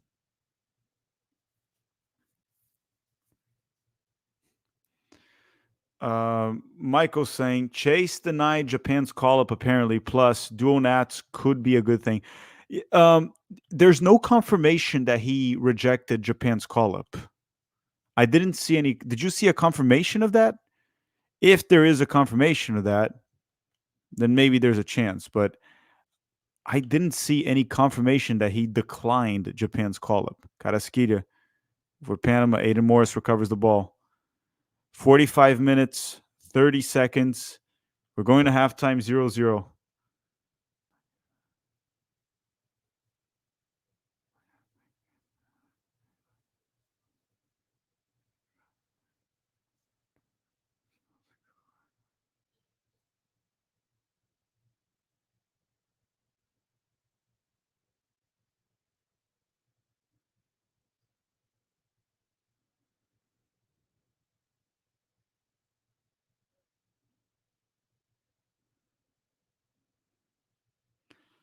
Okay, that'll do for the first half. Very underwhelming first 45 minutes. Very underwhelming melatonin ball so far. It hasn't looked good. Let's be real. It hasn't looked good. Where's Pete? Pete's here. Pete, very underwhelming, I would say, first half. Definitely an underwhelming first half. But when two of your three attackers are Aronson and Musa, are we totally surprised? Yeah, it's funny that you mentioned those two names because someone asked me, what changes would you make at halftime? I would immediately take out Aronson and Musa, put Haji on the left, Pulisic on the right, and put Tillman as the 10, just for starters. I would probably bring Pepe on for Sargent, dude. Like, Sargent has to hit the target with that at least, if not score it. That was a really poor finish, right? There wasn't also much pressure on him. No. That, and then on top of it, he hasn't really done much with his hold-up play or anything like that. Like usually that's one of his strengths for Norwich, right? His layoffs and his hold-up play. He's been fairly anonymous today. Yeah, I mean, And like, some of it is a lack of service, but some of it, when he has gotten the ball, he hasn't done much with it. no. And then Pulisic set up Aronson well, and then he hit a weak ass shot once. And straight at the keeper. It needed to be further toward the far post. Yeah, it's just do you also feel like at times there's too much space? I don't know if this is an Aronson problem. There's too much space between the double pivot and the 10. Like they can't really make that triangle in the midfield and connect. Have you noticed that? I think it's a little bit of Aronson, maybe. Yeah, but also if you look at the way Panama are playing, they're not pressing our back three when we have the ball. They're putting three guys on our double pivot, right? And so when they do that, it's very hard for them to be able to receive the ball. There's two things. Aronson has to find space in between the lines, which he's not great at. And the other thing is, can we go longer to Sargent and have Sargent hold it up and then try to win second balls or give Sargent support? But the way that Panama's playing, they're not pressing our back three. And so maybe one adjustment you make in the second half is push Joe Scally higher up the field on the right and make it a back two, since they're not pressing them anyway. Do you really need three in a line standing there looking for a pass? Do you know what I mean? Mm-hmm. Yeah. So FUTMOB put that we're playing a 3-4-3. That's not quite how it looks like when we're playing. Like in possession, sure, but it's quite clearly a 4-2-3-1 when Yeah. when we're defending. And then Aronson sometimes is high, sometimes it can look like a 4-4-2. We're not playing a 3. Like Scally's not really playing as a center back besides when we're in possession. Yeah. Yeah, it's would you also, so against Panama, would you perhaps also, because I don't want to remove Busio because I thought he was one of the few like bright spots of the first half. Yeah, I wouldn't take out Busio yet. Aiden wasn't bad either, to be fair, but I'll probably give McKennie in. He's surprisingly good with his through balls, passing, goal danger. Yeah. The problem for McKennie is he's not really a 6. So then does Busio end up playing the 6? That's not really his game either. Another alternative is, instead of Haji Wright, you bring McKennie on to play wide. Well, he can play. He'll do a better job than Musa for sure. Yeah, because he's played wide for Juve many times. Yeah, again, me and Pete we're probably gonna talk much more about this in the post game the next few weeks too. We can't overreact to anything that happens this camp. We can come back here in the second half and trash Panama. It still doesn't matter. You don't overreact to it. There's been a lot of issues in the first half. It's not looking good, obviously, in the first half. But at the same time, I believe Pochettino and his coaching staff are still getting to know this player from up close. And they're taking notes. They're gathering data. They're definitely not happy. Like, trust me, they're not happy with this. Poch does not look happy at all. No. So hopefully we see some changes in the second half. We see a better team. That's already one thing that Berhalter failed very often, and it was very often rightfully so criticized, and something we can look at when judging Pochettino too, in game management. As much as this is a friendly, how does he manage this team to try to get a win? Right. So what changes is he going to make? I do understand there might be some rotational subs, like Christian Pulisic could get subbed out, and we're missing a lot of players. But he has to make some. We can't come back with the same team. That's my opinion. Can't come back. Yeah, certainly not the team that's been playing the way they've been playing. Right. We've created a few chances, but not enough. Right. Certainly not enough. And yeah, this is our B lineup. Let's be honest. Outside of Pulisic, this is at best our B lineup. Right. So and A-Rob, Pulisic and A-Rob. Outside of that, I don't think anybody's a clear starter in the A team, right? So it's like, okay, well, there's work to do, but it's also, considering the players that we're missing, I'm not totally surprised either. And considering that we're playing Musa and Aronson as key pieces in our attack. What about Turner with his feet? Yeah, the same. Nothing's changed there. Same shit, Yeah, it's not gonna change much too. What's fascinating. What's gonna be interesting again. We're gonna keep learning more and more about how Pochettino sees this team, and he talked about not wanting to die with his ideas, not to sink with the ship. We're gonna see if he's gonna already not overreact, but react quickly at halftime and already make some changes. Because I'm pretty sure he's expecting a win in his debut against freaking Panama. not Yeah. playing. The thing is he going to make changes to affect the game or changes to rotate? That's what I'm curious. That is true. I mean, he did choose to start with like Aronson and Musa out wide. I don't know. That's the problem. So then if you're planning to rotate Pulisic, it limits the kinds of subs you can make. In all seriousness, what is Musa good at? Dribbling at times. That's Kinda, it. right? He kind of Yeah. sucked today at dribbling. So No, it's been poor today. I am a bit confused about like, hey, maybe the players are just tired because of the 2-hour sessions. They shouldn't be tired because also they didn't do much training the last 2 days. Poch even said the last 2 days was very light training, so they shouldn't be tired. Great. So that means he was intense when they got there, and then he made it lighter as we approached the game. Christie saying the United States shouldn't play out of the back unless one of those center backs is named Naomi Girma. So you mean the U.S. women's national team, not the men's national team. Yeah, speaking specifically of the men's national team, we talked about, like, me and Pete have been talking about this for years, actually, because one of the things we had concerns, even Berhalter era against like Mexico, games that he was successful, the goals like we gave away against Mexico and some opportunities were usually when we try to play out of the back. We don't have the players to do it. Like it's unfortunately it's true. We just don't have the players to do it, and you have to try different alternatives. Well, even today we've been sloppy playing out of the back. Like A-Rob trying to dribble out of the back and losing the ball. That almost resulted in a shot. There's been a couple of times of like really baffling trying to play out of the back under pressure. Yeah, but we have USMNT hype accounts telling us that A-Rob's like a top 3 left back in the Premier League. No, he's not. Yeah, like I said this once in the abroad, and some people went bananas with it. I was just like, to me, Robinson is exactly where he should be at his level, which is Fulham, which is actually a very good level for the national team, if you ask me. Yeah. He's not Liverpool quality. He's not Manchester United quality. He's not. Maybe a Well, backup on one of those teams. I was gonna say, even though Manchester United these days might be even worse than Fulham. So yeah, I don't know. Like, but overall, to my point, A-Rob is really good in a very specific role. Defensively, very good. He's very athletic, has good reading of the game, good positioning. Rarely gets beat. Rarely get, and when he does, he can recover.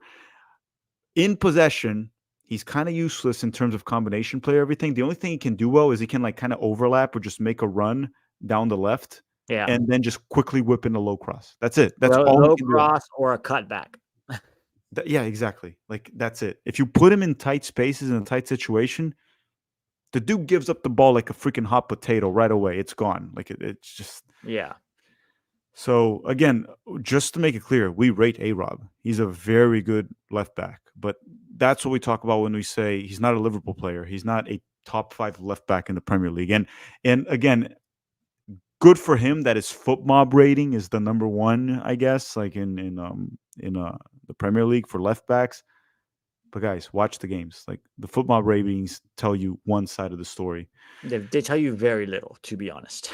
Yes. Cubo Maker saying Busio fighting for the ball every chance he gets. Yeah, we talked about Busio's been one of the bright spots in the first half. Not just fighting for the ball, even when he had the ball, he's been effective. His distribution has been good.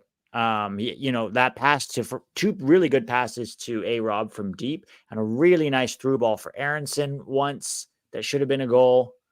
Not perfect from him, but he's been one of the bright spots for sure. Him and McKenzie have been really good. Yeah. And then said Busio and Aidan Morris have been good. Still can't break the low block. Well, it's not really their job to break the low block. It's more of like the 10 and maybe like one of your dribblers like Christian Pulisic or maybe the 10, Brendan Aronson.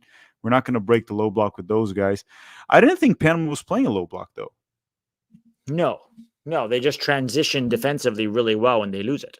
Although, to be fair, we've also made them really uncomfortable with some of our pressing, right? There were times where we pressed them. I mean, to be honest, Pulisic won that ball back. That chance for Aronson, that was Pulisic doing well to press. The time where the goalkeeper had to come off of his line to get that back pass that ended up being a corner, that was due to pressing. So we have had some good moments where our pressing has caused turnovers or at very least made them uncomfortable, but it hasn't been enough. Yeah, my biggest concern here in the first half, out of everything, has simply been the fact that we didn't really create meaningful goal scoring opportunities outside of one of Sargent.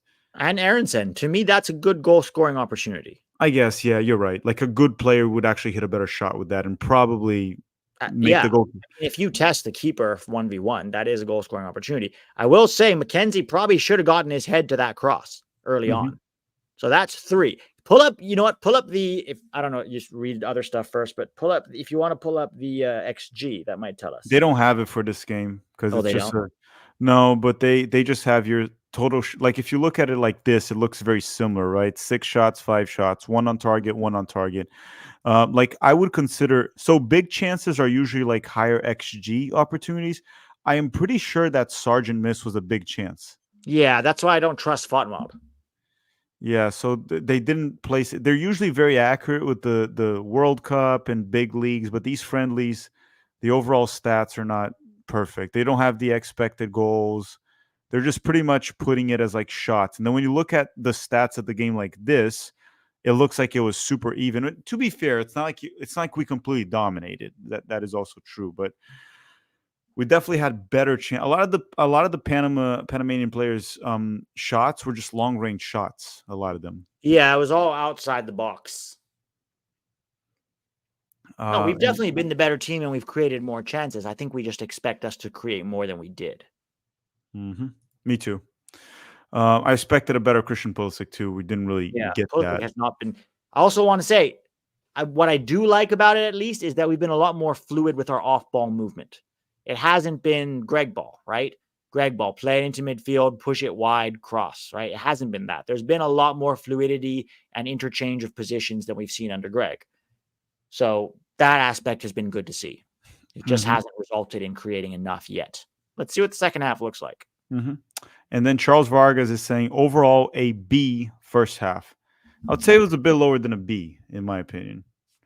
I would say C plus. C plus. I would think that's fair. Yeah, B is not a bad rating, dude. B is actually fairly good. That's decent. Yeah, I mean, in college, a B is a 3.0 GPA. That's not bad GPA. North Korean pirate. I didn't know you guys had pirates in North Korea, but what does Musa do to warrant a call up? Plays for Milan. That's about it. Because he honestly hasn't really. I have a hard time saying what he's good at. I have a really hard time saying what Musa's good at. We've seen him dribble through midfield and take players out of the game when dribbling. We know he can do that. That is not enough because you beat 1 or 2 players, then what? Right? If you give up the ball, then you've negated all the good work that you've done. Right? Today he's been poor, and he's not goal dangerous. He's not a good distributor of the ball. Those are the 2 reasons. Yeah, and the called up a lot on potential. Let's be honest. Yeah, and it seems like it's still potential. Yeah, 4 years later. Semper G7 saying at least less senseless giveaways in the midfield. Yeah, because there have been a few. Aiden Morris and Aronson have been culpable a few times. Yeah, it's also, again, guys, it's Panama. Like, I don't know, man. If we want to do something special in 2026, you got to beat Panama at home. Not doesn't have to be 4-0, but you have to create more. Like, you have to be more dominant. GM Pete, did you voice a Fireball whiskey ad? Not that I remember. I would, though. I love Fireball. They might have heard someone with a similar. Well, then Fireball, if you're listening to this, hire Pete. Seems like he has the voice for it. Greg Berhalter is saying, miss me yet. Nope. Not even a little bit. We would be down 1-0. Yeah. Is Mexico playing Valencia right now? Yeah, it's weird, right? Is that weird to you? It's weird and interesting at the same time. I just don't know if Valencia will even care about a game like that. Probably so, what's not. The point? Even though a part of me would love to see the U.S. Go play like a Brazilian team in Brazil. Yes, and I mean, if there was something on the line, it might be interesting. But as a friendly, I just don't care about it enough. Okay, wait. Honor. No subs? No subs. Did we just have like a tifo or no, like a banner there that was like an AT&T one with the supporters group? I don't know. Our supporters group. Sorry guys, just not good. Who, the Yeah, no Outlaws? subs. No subs. No subs, yeah.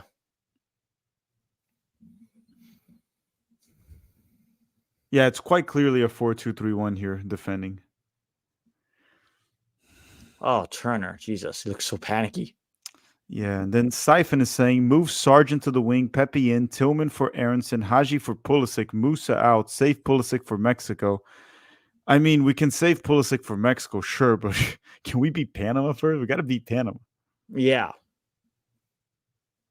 Like, look, if we don't beat Panama today, there's very high odds that we don't beat Mexico in Mexico. Imagine Pochettino starts his first window without a single win. Sure, like I'm not going to go into panic mode, but I'm just saying it's going to be a lot of negativity. Yeah, after a summer of negativity. Yeah, we need to start winning. Pete, this one's for you. You look like Brendan Nemo. Nemo? Nemo? Is it Nemo, right? Nemo's N-E. I don't know. I don't watch baseball, so I have no idea. From the Mets. I have no idea who that is.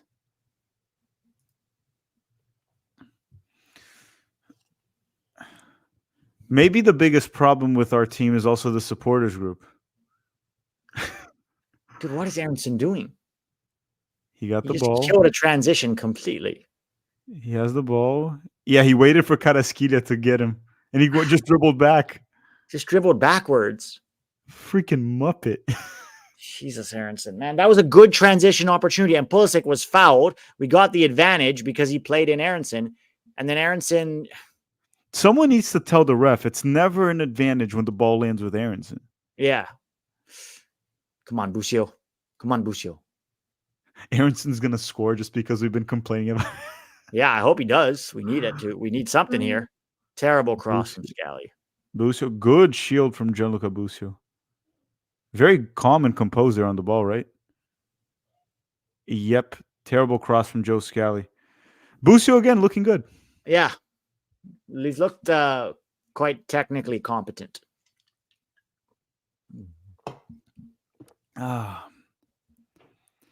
Yeah, it's been it's weird because like the American players are not even warming up right now. That means there's not going to be any sub till probably the 60th minute. Which is fine. I mean, I don't have a problem. I would replace some of these guys now, but after halftime, the 60th minute is about the time that you make a change. It's a little bit too ponderous on the ball at times. Like a little too deliberate. Gianluca Busio back to Scally. The stand is just empty because now people are getting food and probably pooping. Or some might have left at halftime. Nice work, Rob. Anthony Robinson down the left. Oh, Musa! Goal. Musa banger. Musa scores his first goal. Musa finally. Oh. It took him 45 caps and he finally gets his first goal. Oh, Ronaldinho, remember? Yes. Lily Johannes' dad. Musa with his first good cross from Pulisic. Good finish from Musa. Right where we needed to be. This is good work from A-Rob to set this up, man. A-Rob did a lot of really good work here. Pulisic assist? It was Pulisic assist. Yeah, Pulisic assist.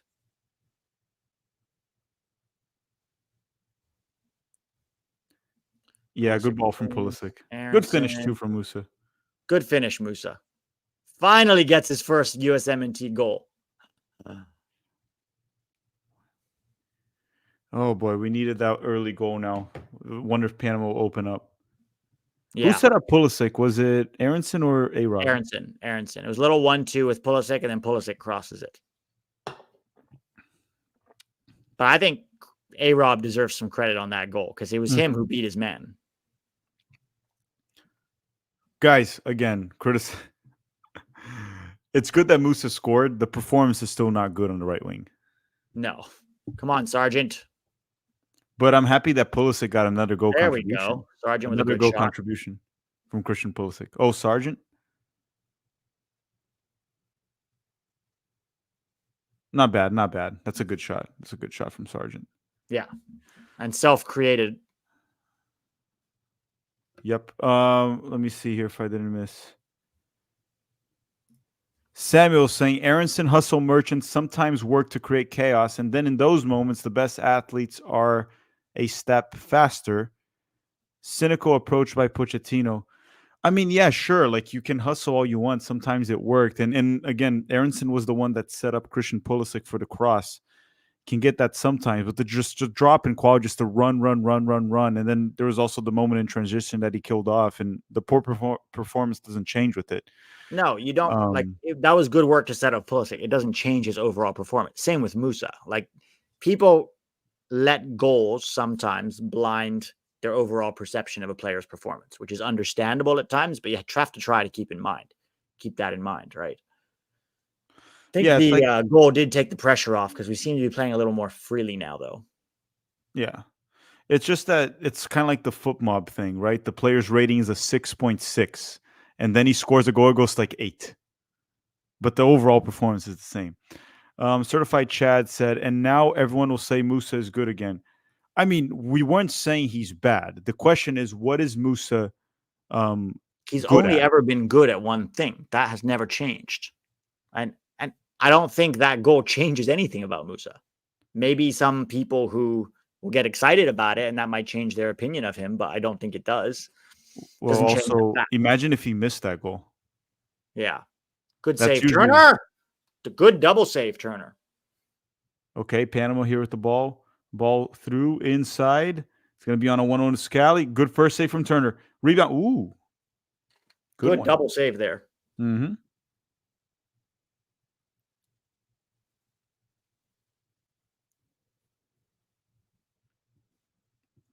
Yeah, Pochettino looks a bit angry there, but good saves there from Matt Turner. Well, Pochettino was going to start Fossey over Scally, right? He was? He said that. He said we wanted to start Fossey in this game, but unfortunately he got injured. Interesting. I wonder why. I think he likes attacking fullbacks. Like, is the back three? He would not have played a back three if Fossey was there. I think he did Possibly. it because it has to be Scally. Nicholas Sires is saying, expected us to be rusty and slow, new coach, and long list of key injuries. No, of course. Like, we're going to talk about this in the post game. The first half was definitely below mediocre. The second half, we start off the goal here, but then Panama just had two really good opportunities. We can't overreact to the goods and the bads right now. Yeah. We have to be patient with it. We have to kind of like recognize what are the goods and the bads, and from there, see if there's progress throughout the next 12 months or so. But we just can't overreact to anything. Like, Yeah, for you example, need large sample sizes to draw conclusions, right? We're missing a lot of starters. These guys have an opportunity. Let's see, right? Like, I'm not drawing any like huge conclusions, except for people who like look kind of like the same people they've looked like under Greg.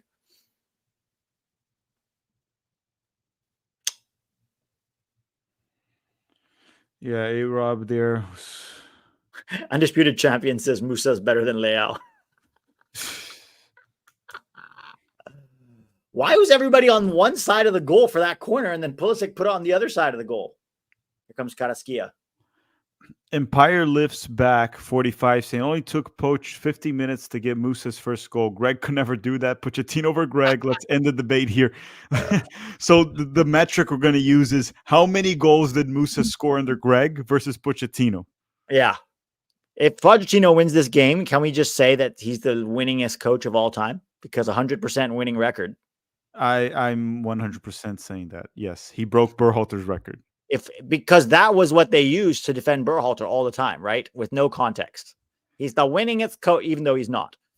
But the winningest coach, and it's like, okay, if that is the metric, Pochettino blows everybody the water. He's 100%. So far. Yeah, we just gotta hope that that we hold on to the window. Let's wait and see. because Panama literally almost tied the game like a second after. But everyone, thank you very much for tuning in. Don't forget to drop a like in the video if you haven't already, so we can try to hit 1,000 likes in this stream. Subscribe if you're new here. Welcome to the channel. Tomorrow we're going to do the 7 things we learned from this video, from this game. And then after this game, we're going to go to 11 Yanks, which is Pete's channel, to do a live reaction to the game. But it'll be obviously shorter than the stream, more targeted, I guess is the wording for it. More targeted towards the game.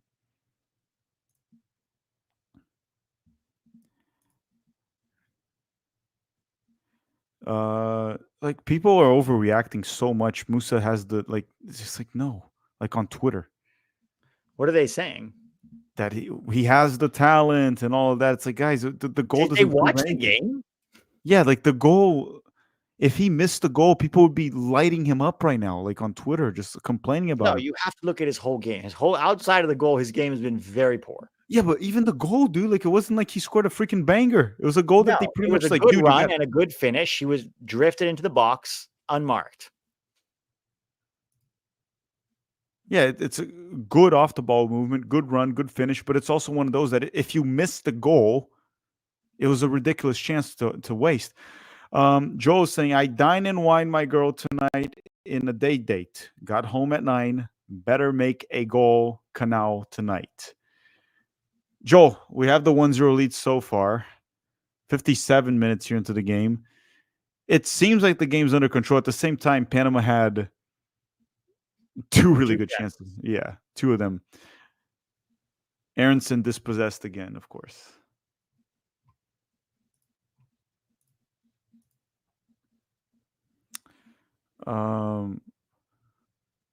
Yeah, Eric Fuentes saying Ronaldo gets crucified for those. Yes, Ronaldo and Haaland, when they scored those goals, they're called tap-in merchants.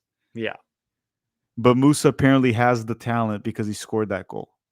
I think people like Musa because he smiles a lot. I really think that's part of it. He just seems likable. Just a very nice guy, yeah. Yeah, like sweet guy. Definitely the guy you'd introduce to your sister, but not. You don't. In that one England game, he played well against England. Yeah, that was almost 2 years ago now.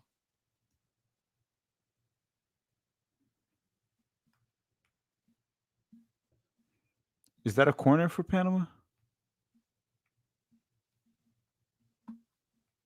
Who's more well-dressed, Thomas Christensen or Pochettino? See, I think Christensen right now. But they're wearing essentially the same thing, just different colors. Yeah. They're wearing the blazer with the T-shirt. Would you introduce Musa to your stepsister? I don't have a stepsister as far as I know. But if you did? I mean, sure. Okay. Derek would too. Yeah, Derek will have a whole episode on Musa's stepsister. Oh, Panama. Oh, my goodness. Panama again. Oh, my God.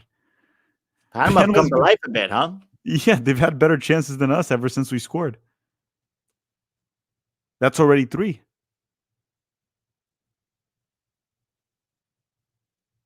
We look a little chaotic in the box. Sargent's back there defending. Yeah, and the problem is, like, again, this is Panama, a better opponent. Oh, that's another chance. That's 4 chances that they've had ever since we scored. The problem is Panama is not an opponent that really tests you. They don't have the quality to punish you. That's what's happening right now. Yeah.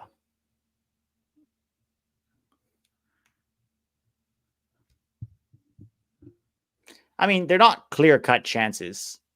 You know what I mean? They're like shots through a box, right? Through a crowded box. They're definitely from closer range in the first half. They're all in the box. Yeah, they're in the box, but it's from the corner, right? We haven't really cleared our line since that corner. Rick saying Tack hates Musa. I don't hate Musa. I don't know where that's coming from. Just by simply saying like how his performance has been. I'm happy he got his first U.S. men's national team goal, but I'm just like, it also took him 45 games to do it. Like, let's be honest. Yeah, I can't. I'm not gonna. It isn't exactly prolific. They're saying hate on Sargent. He's done absolutely nothing for. Well, we'll talk about Sargent soon. We talked about his missed shot in the first half. That was horrendous. We And even his talked about Pepe coming on for him. yeah. The problem is no one's hyping Sargent. The thing I'm talking about with Musa is just like you can't just go like the talent is there because the guy scored a tap in. Like Yeah. that's not how it works. I think a lot of people are casual viewers of the game. Even though, to be fair, I do think the talent is there. It's just there's a lot of like development that's needed. It's a very specific talent, right? Outside of that, there are issues. Mm-hmm. And even his club coach has called him out for those issues.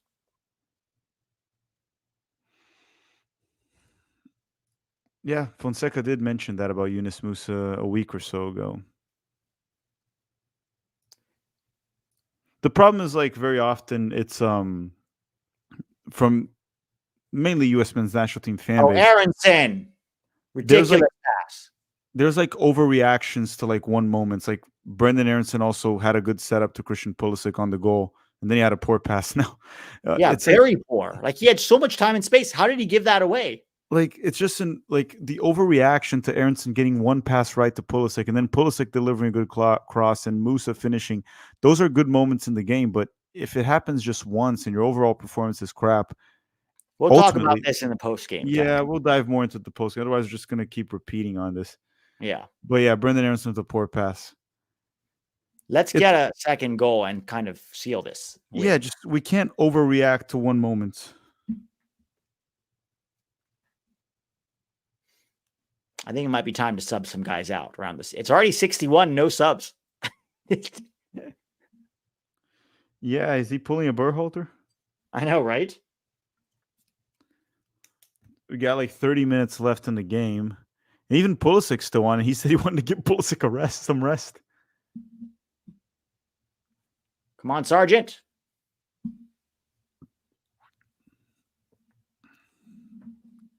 Long ball. Sargent kind of slipped, but he still has it. Still has it. It's Josh Sargent. Out wide to Yunus Musa. To Busio. Oh, good ball from Busio to Aronson, blocked. Busio again, looking good on the ball. Mm-hmm. No, Busio's been really good today. Really good. I think I've been most impressed with him and McKenzie and A-Rob. Sese saying, when was Sargent's last goal? Look, Sargent hasn't been great. We're fully aware of that. We're going to talk more about that in the post game. Hasn't been great. I think one thing that's been quite clear today is that Palagan ain't losing that starting spot anytime soon. No. Oh! But, okay, Christian Pulisic delivers the corner. Good delivery. Who got that header? McKenzie? I think it was Musa. No, it was McKenzie. Oh, McKenzie. Yeah. Oh. I think did the keeper to get him? Might have punched him. Yeah, he punched him after the header. Does that qualify as a penalty kick? I don't know, because after the ball was released. He slapped him in the face. He just slapped him. Just two-handed, like, swipe across the face. Okay, some subs coming, maybe. Please, I really hope Aronson is one of them. He just slapped McKenzie. Haji. It looks like Haji's coming on. I think Pulisic is being pulled. Yeah, probably also to rest him for Mexico. I doubt he's not gonna, because Herc was like asking if Pulisic wouldn't play against Mexico. I doubt it. Pulisic loves playing against Mexico. No, he's gonna play him against Mexico. Away from home, he has to. I'm trying to figure out here. So it's Haji. I only saw Haji coming on. Female ref is on the chat. We already have a female referee account with her picture. Oh, I love the chat sometimes. It's going to be 3 subs coming on for the U.S. What is Musa doing? Wait, what do you mean? Okay, you're ahead, so I don't know. It's just silly foul.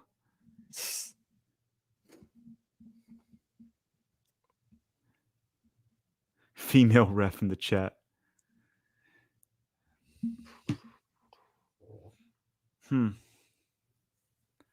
Still no subs, and we're at the 66th minute. Yeah, he called them though. I think they'll be on before the 70th. Should better be. Gianluca Busio to Aiden Morris. It's just that the coverage here on TNT is so bad. Like, film the bench. Like, tell us, like, who's coming on. I'm watching on Paramount, but it's not any different. It's the same feed. Yeah. Pulisic. Very central, huh? At times. Yeah, seems like he's been giving a lot of freedom too. Finds Aiden Morris, Christian Pulisic, dispossessed. Got to skate it with the ball. Tries to go long. Turner come out. Nope. Never mind. Goal kick. Still no subs. Probably still talking to the players. Here we go. Haji in for Pulisic, right? That's the first one? Looks like it. Yeah, Haji on. Tessman. Testament for Busio. Aronson stays on? Yeah, because he can run, man. Oh, geez. Yeah, it's I don't know about these subs. Aronson is still there. Is Musa also staying? Yep. It's Sargent, Pulisic, and is it Busio, no, Sargent, and Pulisic Lund out.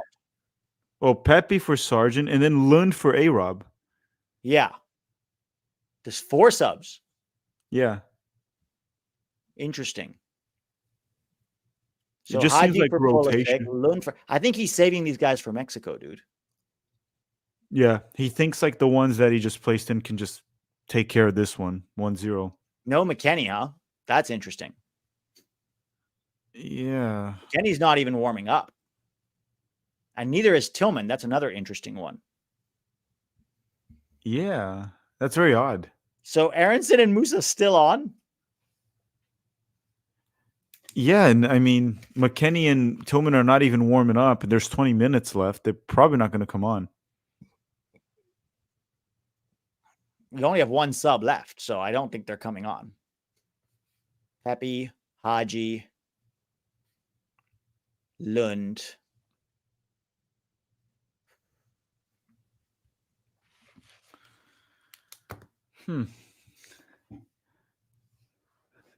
Maybe he just wants McKennie to stay. What's the name? Pretend he doesn't want McKennie. He's copying the Juve method of motivation. Yeah, just pretends like I don't want you here, and then McKennie works hard and just earns it back. Yeah. But Tillman's an interesting one because he's been in form for his club, right?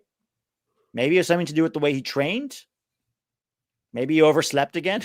No. Don't know. Franklin Torres is saying Musa did what Sargent couldn't.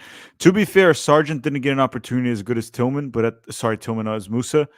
Sargent would probably score that opportunity, but Sargent wasn't there. Musa made the run. Musa scored, and Sargent also wasted a great chance in the first half. Yeah. Arsenal Mike, thank you for the super chat, Arsenal Mike. And then Nicholas is saying Sargent runs like he's pulling a boat anchor. Nicholas, I tend to say that's called running with jeans. Like if you run with jeans pants, that's what it looks like. Oh, we hit minute 69 in 10 seconds. We're going to hit minute 69 right now, finally.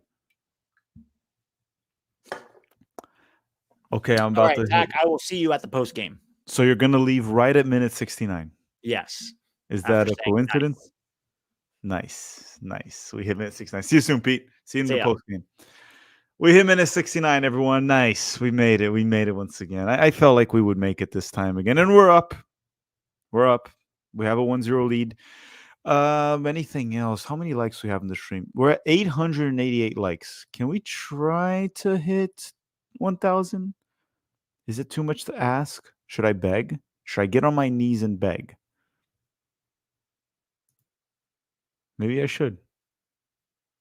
Maybe that will get me to 1,000 likes. I haven't been begging enough. Okay. Back here to the game. What is going on? Who's down? Ricardo Pepe's down. Ricardo Pepe's down.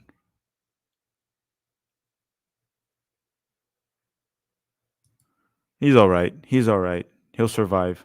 946 likes. 957. Is it because I haven't gotten on my knees to getting on my knees? That's gonna get Spicy Jeff all spiced up. No, I can't do that. Can't do that. Ball to face, yeah. Don't you hate it when you go balls to face? You just hate it. You just really hate it. Yeah, someone should ask Pochettino. I'm curious to why McKennie and what's his name? Tillman got 0 minutes today. Very interested. You guys want Portuguese commentary? We're 9 likes away. If we hit 1,000, I'll do Brazilian Portuguese commentary. Johnny Soccer also talking about the ref. You guys are all in love with the ref, aren't you? You're all in love with the ref. 994. We're almost hitting 1,000. We're almost hitting 1,000 likes, and then okay, we hit 1,000 likes. We hit 1,000 likes. All right, time to do I guess Brazilian Portuguese here. Well, whenever the game resumes for me. Okay, the game restarts. Let me wait for the US to get the ball. And then I'll do because I don't know all the Panamanian players' names. So I'm just going to be saying Panama, Panama, Panama in Portuguese. Like I don't know the name of all the players besides Carasquilha. Okay. Aiden Morris com a posse de bola, toca a bola para o Tanner Tessman com a posse de bola e é falta, a juíza marca, é falta para os Estados Unidos. Aiden Morris bate a falta bem rapidamente, voltando para Tim Ream. Tim Ream abre a jogada com Christopher Lund passa para trás para o Tim Ream recebe a bola, abre com Mark McKenzie com a posse de bola no meio, procura opções e acha o Brandon Aronson perde a posse de bola, Tanner Tessman recupera, Tanner Tessman devolve a bola para o Ricardo Pepe, bela bola do Tanner Tessman, olha o Christopher Lund pela esquerda, está impedido, impedimento marcado contra os Estados Unidos, bola para o Panamá. Okay, that's it. That's enough Portuguese. Also, when it comes to Portuguese, we speak faster than English. It just sometimes the Latino way. So enough of the Portuguese. Back to English where I can speak slower. Very much slower. Imagine if I had to do like an actual like entire commentary in Portuguese, full 90 minutes at that speed, barely breathing, no water. My goodness. Also, you know what's funny? Some of you, or most of you, probably don't know Portuguese, most of you. So maybe I wasn't even speaking Portuguese. I was just saying a bunch of, imagine you like look it up and I was just saying a bunch of weird words and it's like never was Portuguese and you all just believed me. No, but in all seriousness, that was Brazilian Portuguese. More specifically from Rio de Janeiro. More specifically. And anyone asking about the hurricane? Yes, I have a power outage in my place. So I'm currently not at my place. That's why I don't have the studio. I probably will be back. I'll probably be back next week to Tampa. But we're currently having power outages all over Tampa because of the Hurricane Milton. And yeah, so I had to go somewhere else so I could do the stream and record the 7 things we learned, which will be released tomorrow.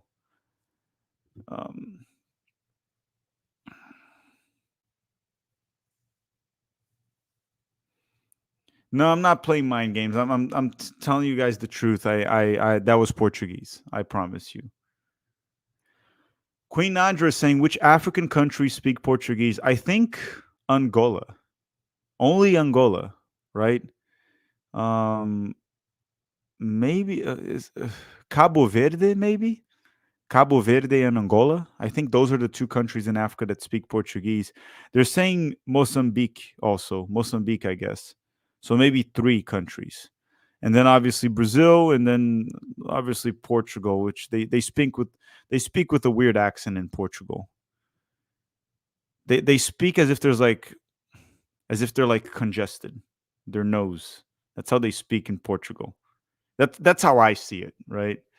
Even though, bad pass there from Haji trying to find Brendan.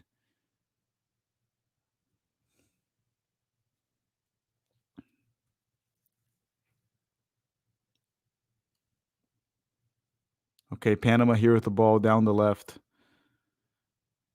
Definitely not a great second half from the US too. Even I would argue Panama had better chances than us. And here comes Panama. Ball goes through, clear by Mark McKenzie. Panama again with the ball. Very narrow defending from the US right now, right? We're very narrow. Ball goes wide. Panama controlling the ball here. Moving the ball one way, another, trying to disorganize the U.S. in possession. And they're moving the ball very well. They just don't really have the quality to punish the U.S. men's national team. But we'll talk more about it in the post game, but it just wasn't really a good performance. I'm once again, I'm not going to be overly critical of Pochettino at the moment. And for a good time, I want to give him time to work, implement his system, everything he wants, his ideas, learn the player pool. But it wasn't a very good performance today from the U.S. in general. Okay, so he's calling Malik Tillman. Queen Nadra is saying biggest U.S. men's national team defeat. What do you mean by biggest? The one that hurt the most? I mean, if we have to go, we have to. Biggest U.S. men's national team defeat in terms of like goal scoring that you're saying? Or just the ones that were more impactful? Because if we're going to go with the biggest U.S. men's national team defeat that I've seen, I'm going to have to go with probably the one against Trinidad and Cuba, right? Because we lost to Trinidad and Tobago and we missed the World Cup in 2018. Like the game was in 2017, but we missed the 2018 World Cup. So I don't know, man. I would say that one's the biggest defeat ever, in my opinion. That's what I'll put.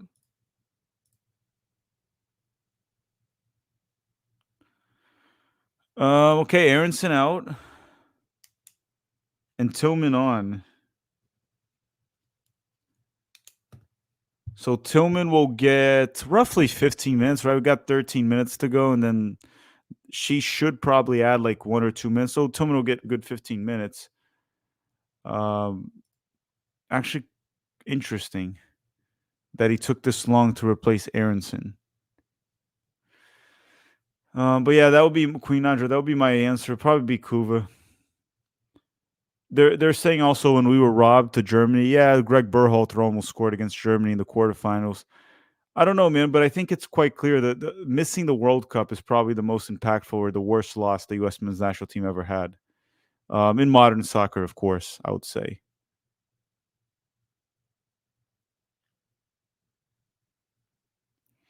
Do you think Greg is watching this game? That's a good question. I mean, honestly, like in all seriousness, I would hope so. I mean, I would hope Greg is still a U.S. men's national team fan and he's like hoping these guys do well. I would hope so. I would assume Greg is probably watching it. Yeah, I would say he's probably watching it. Here comes Panama going long. McKenzie, and then it was actually Scally, and then Tim Remo hold the ball in the 78th minute here. Greg is watching. Oh no, Greg is definitely not watching this stream. No, I don't think he watches Tactical. I don't think Greg cares about Tactical Manager TV. I don't think he ever cared. No one gave a crap. Panama here with the ball. Panama's been a lot better than us in the past, like, I'll say 15 minutes. Quite better. Like, by a lot.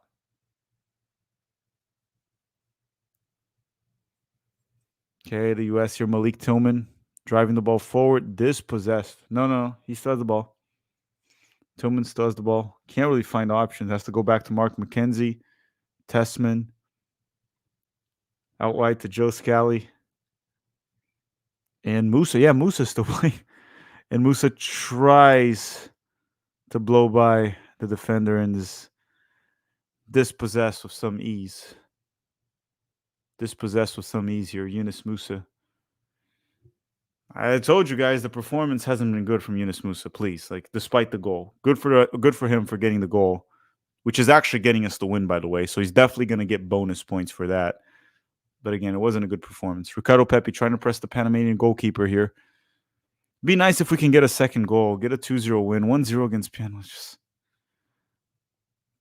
Haji Wright. Tillman tries to protect the ball and is dispossessed. And then now Panama will go in possession and try to drive it in transition here. Christopher Lund blocks it. The game's getting very scrappy, isn't it? Logan Leroy is saying this team is a lot of McFlurry. It's pretty good, although nothing special, and rarely reliably available. That's a good analogy. Hopefully it changes, though. Hopefully we're no longer a McFlurry. What would be the opposite of that? A Five Guys milkshake, which is good, special, and reliable. Maybe that. Would a Five Guys milkshake be, the Bizarro version of the McFlurry? Because Bizarro's the cool Superman. Superman's a loser. Bizarro's not. A Frosty.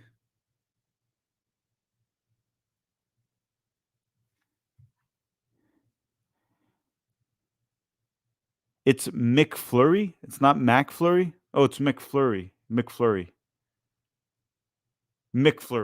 Sorry. Just thought of McDonald's, which is also McDonald's. Yeah, you also say a Mick. I don't know why I was saying Mac. Oh, I know I was saying Mac. That's how they say it in Portuguese. McDonald's. That's how you say it in Portuguese. Not McDonald's.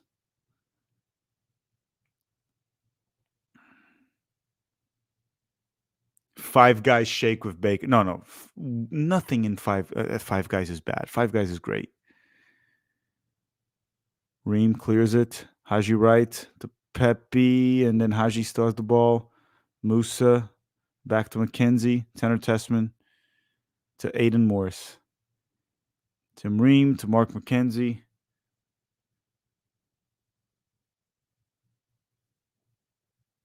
Oh boy. Yunus Musa. Can we go forward with the ball?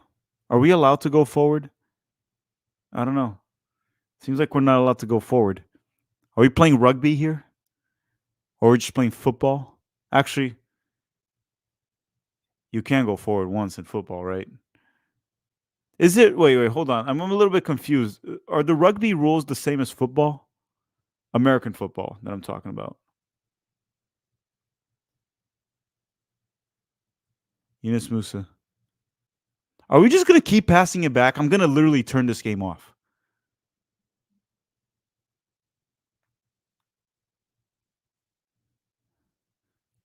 My goodness, we're just going to keep passing it back.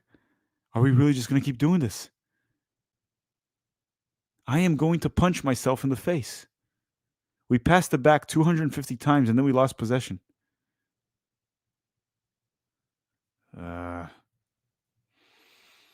I'm getting sleepy.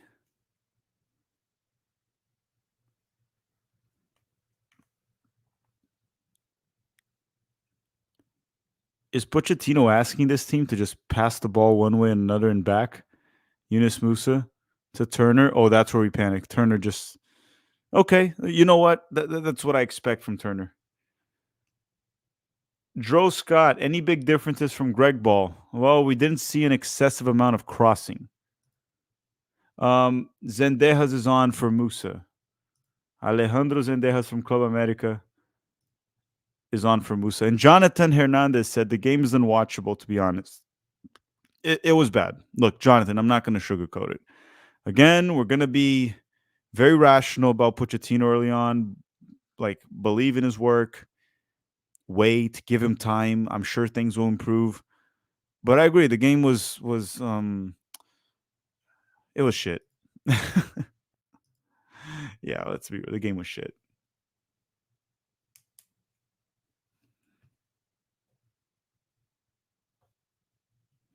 It was not a good performance overall. But we got 5 minutes to go here. 5 minutes to go. And Musa's smiling. What a smile. Great smile right there from Yunus Musa. Just the type of guy that you would really introduce to your stepsister. For sure, for sure. Or stepbrother too, because he might be a fan. Okay, corner kick for Panama. Little set play. Ball goes in and cleared by the American defense. And Panama still has the ball. Panama has been a bit better than us, man, in the past like 20 minutes, 30 minutes. And that'll be a goal kick for the U.S. This whole team, Sean is saying this whole team needs spinach and McFlurries until 2026. They definitely need spinach. Spinach. They also need some steak, whey protein, steroids, more steroids. Whatever Jake Paul's taking made him really strong. Made him very, very strong. Okay, goal kick here for Matt Turner.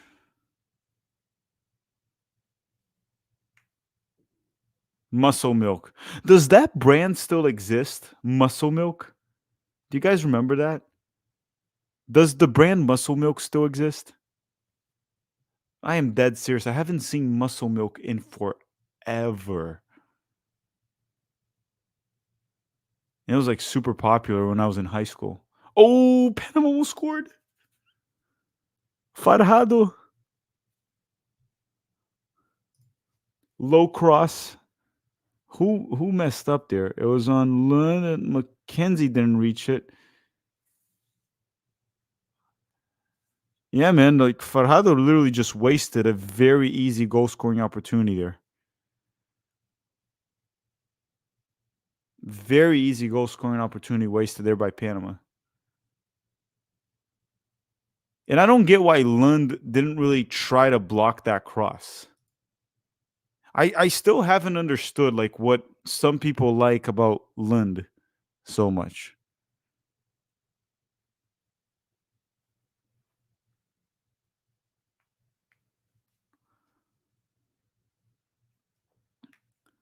Three minutes to go, and the shit show will be over. Matt Turner tries to go long. Aiden Morris. To Tanner Tessman. To Aiden Morris. Back to Reem. My goodness. I hope the Mexico game on Tuesday's better, man. I just hope it's better. I think it will be. US-Mexico rarely disappoints. Oh, that's a hard tackle right there. They hit Haji right. Brother, you might have hit the ball, but again, it's a friendly. Don't go knocking out Haji like that. Okay, ball goes to the US. 88 minutes here. McKenzie. And Joe Scally. Thomas Christian. We're getting a bit lucky here to get this win.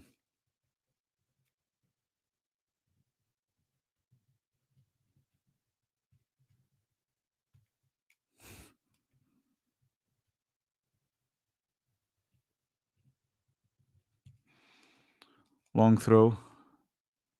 88 minutes and 40 seconds here. Panama tries to attack down the left. And they try to get a corner, but Zendejas will get the ball. And what are you doing, Zendejas? Just get it out of there. Oh, boy. Let's see. I'm interested in seeing the chat. What do you guys rate this performance from 1 to 10? 5 being average. What do you guys rate the performance in the chat? It's pretty much done, right? The game. Christie's saying this team right now is a World Cup third place that gets routed in the round of 32, and it's USSF's fault. Look, we're going to be seed number 1, so we're going to be handed an easier group. Oh, my God. Here comes Panama again. We're probably not going to finish in third place in our group. We'll probably finish first or second. But, yeah, the way we've been playing, probably more of like a get knocked out to the first decent team we face, like the way we've been playing. Pochettino has a lot of work to do. And I see a lot of you giving it a 3, a 4, a 4. Some people, 6. I see a 6 there in the chat. I see a 0. 0 might be a bit of an overreaction. A lot of 4s, 3s. I think I am somewhere around the people that are saying like 3 or 4. I think, John, it's definitely not over 9,000. Definitely not. I think I'm probably around a 3 or a 4. I think that would be fair. Arsenal Mike saying, I expect us to have more chances in the Mexico game. I hope so too. I hope we play better. Maybe starting McKennie will help. We'll see.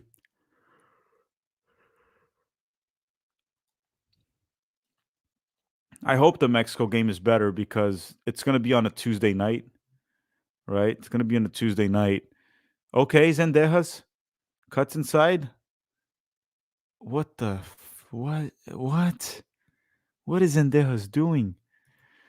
All-around gamers saying Berhalter back. No. Guys, hey, it was worse. It was worse. Don't forget that. Emmanuel was saying it still feels like the whole team was hungover tonight. Yeah. There were moments that we showed some sparks, but overall, yeah, it wasn't a convincing game from the US. Very underwhelming. Bit of a snooze fest. Like it's 11 and I'm kind of sleepy and I sleep late. Aiden Morris with the ball. Tim Ream. Matt Turner tries to go long. Cleared. Okay. 2 minutes to go here in the game. 2 minutes to go. And by the way, guys, before you leave, make sure to drop a like. And tomorrow, probably in the morning, we'll release 7 things we learned in this about this game. What did we learn about this game? I need to sit down, drink some coffee, and think a lot. And then I can draw some conclusions. Cross goes in, clear by Mark McKenzie. 2 minutes to go, and we're getting pressed by Panama here.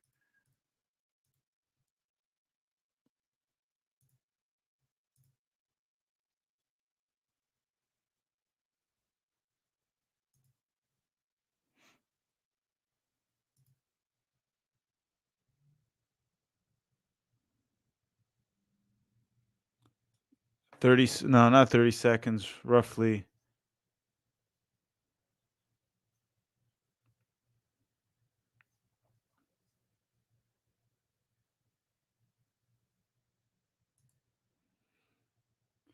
Okay, so we got now like 30 seconds to go. It looks like the U.S. will hold on to this 1-0 win with like Matt Turner blast the ball forward. Was that Tillman? Yeah, Tillman wins it. Tillman finds Haji. Haji finds Pepe. That might be number 2. Pepe, number 2. Not a great finish, but that's number 2. Pepe takes care of business. 2-0 for the U.S. men's national team. Ricardo Pepe.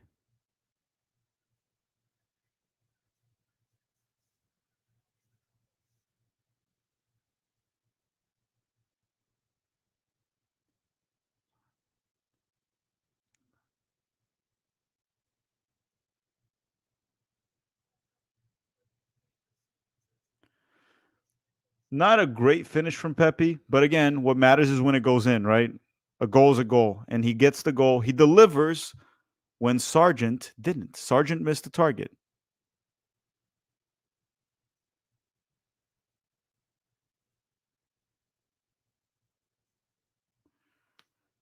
(2-0) for the U.S. against Panama. Hey, I got close to my prediction. I said 2-1. I thought we were going to concede a goal. And to be fair, if the Panamanian players didn't decide to be stormtroopers today, they would have scored a goal, and my prediction would have been right. United States 2, Panama 0. 2-0 win in an underwhelming performance, but I would say this is at least in terms of results, it's a good start to the Pochettino era. We needed to start winning again, and the U.S. men's national team wins in the very first Mauricio Pochettino game. Sure, it's Panama.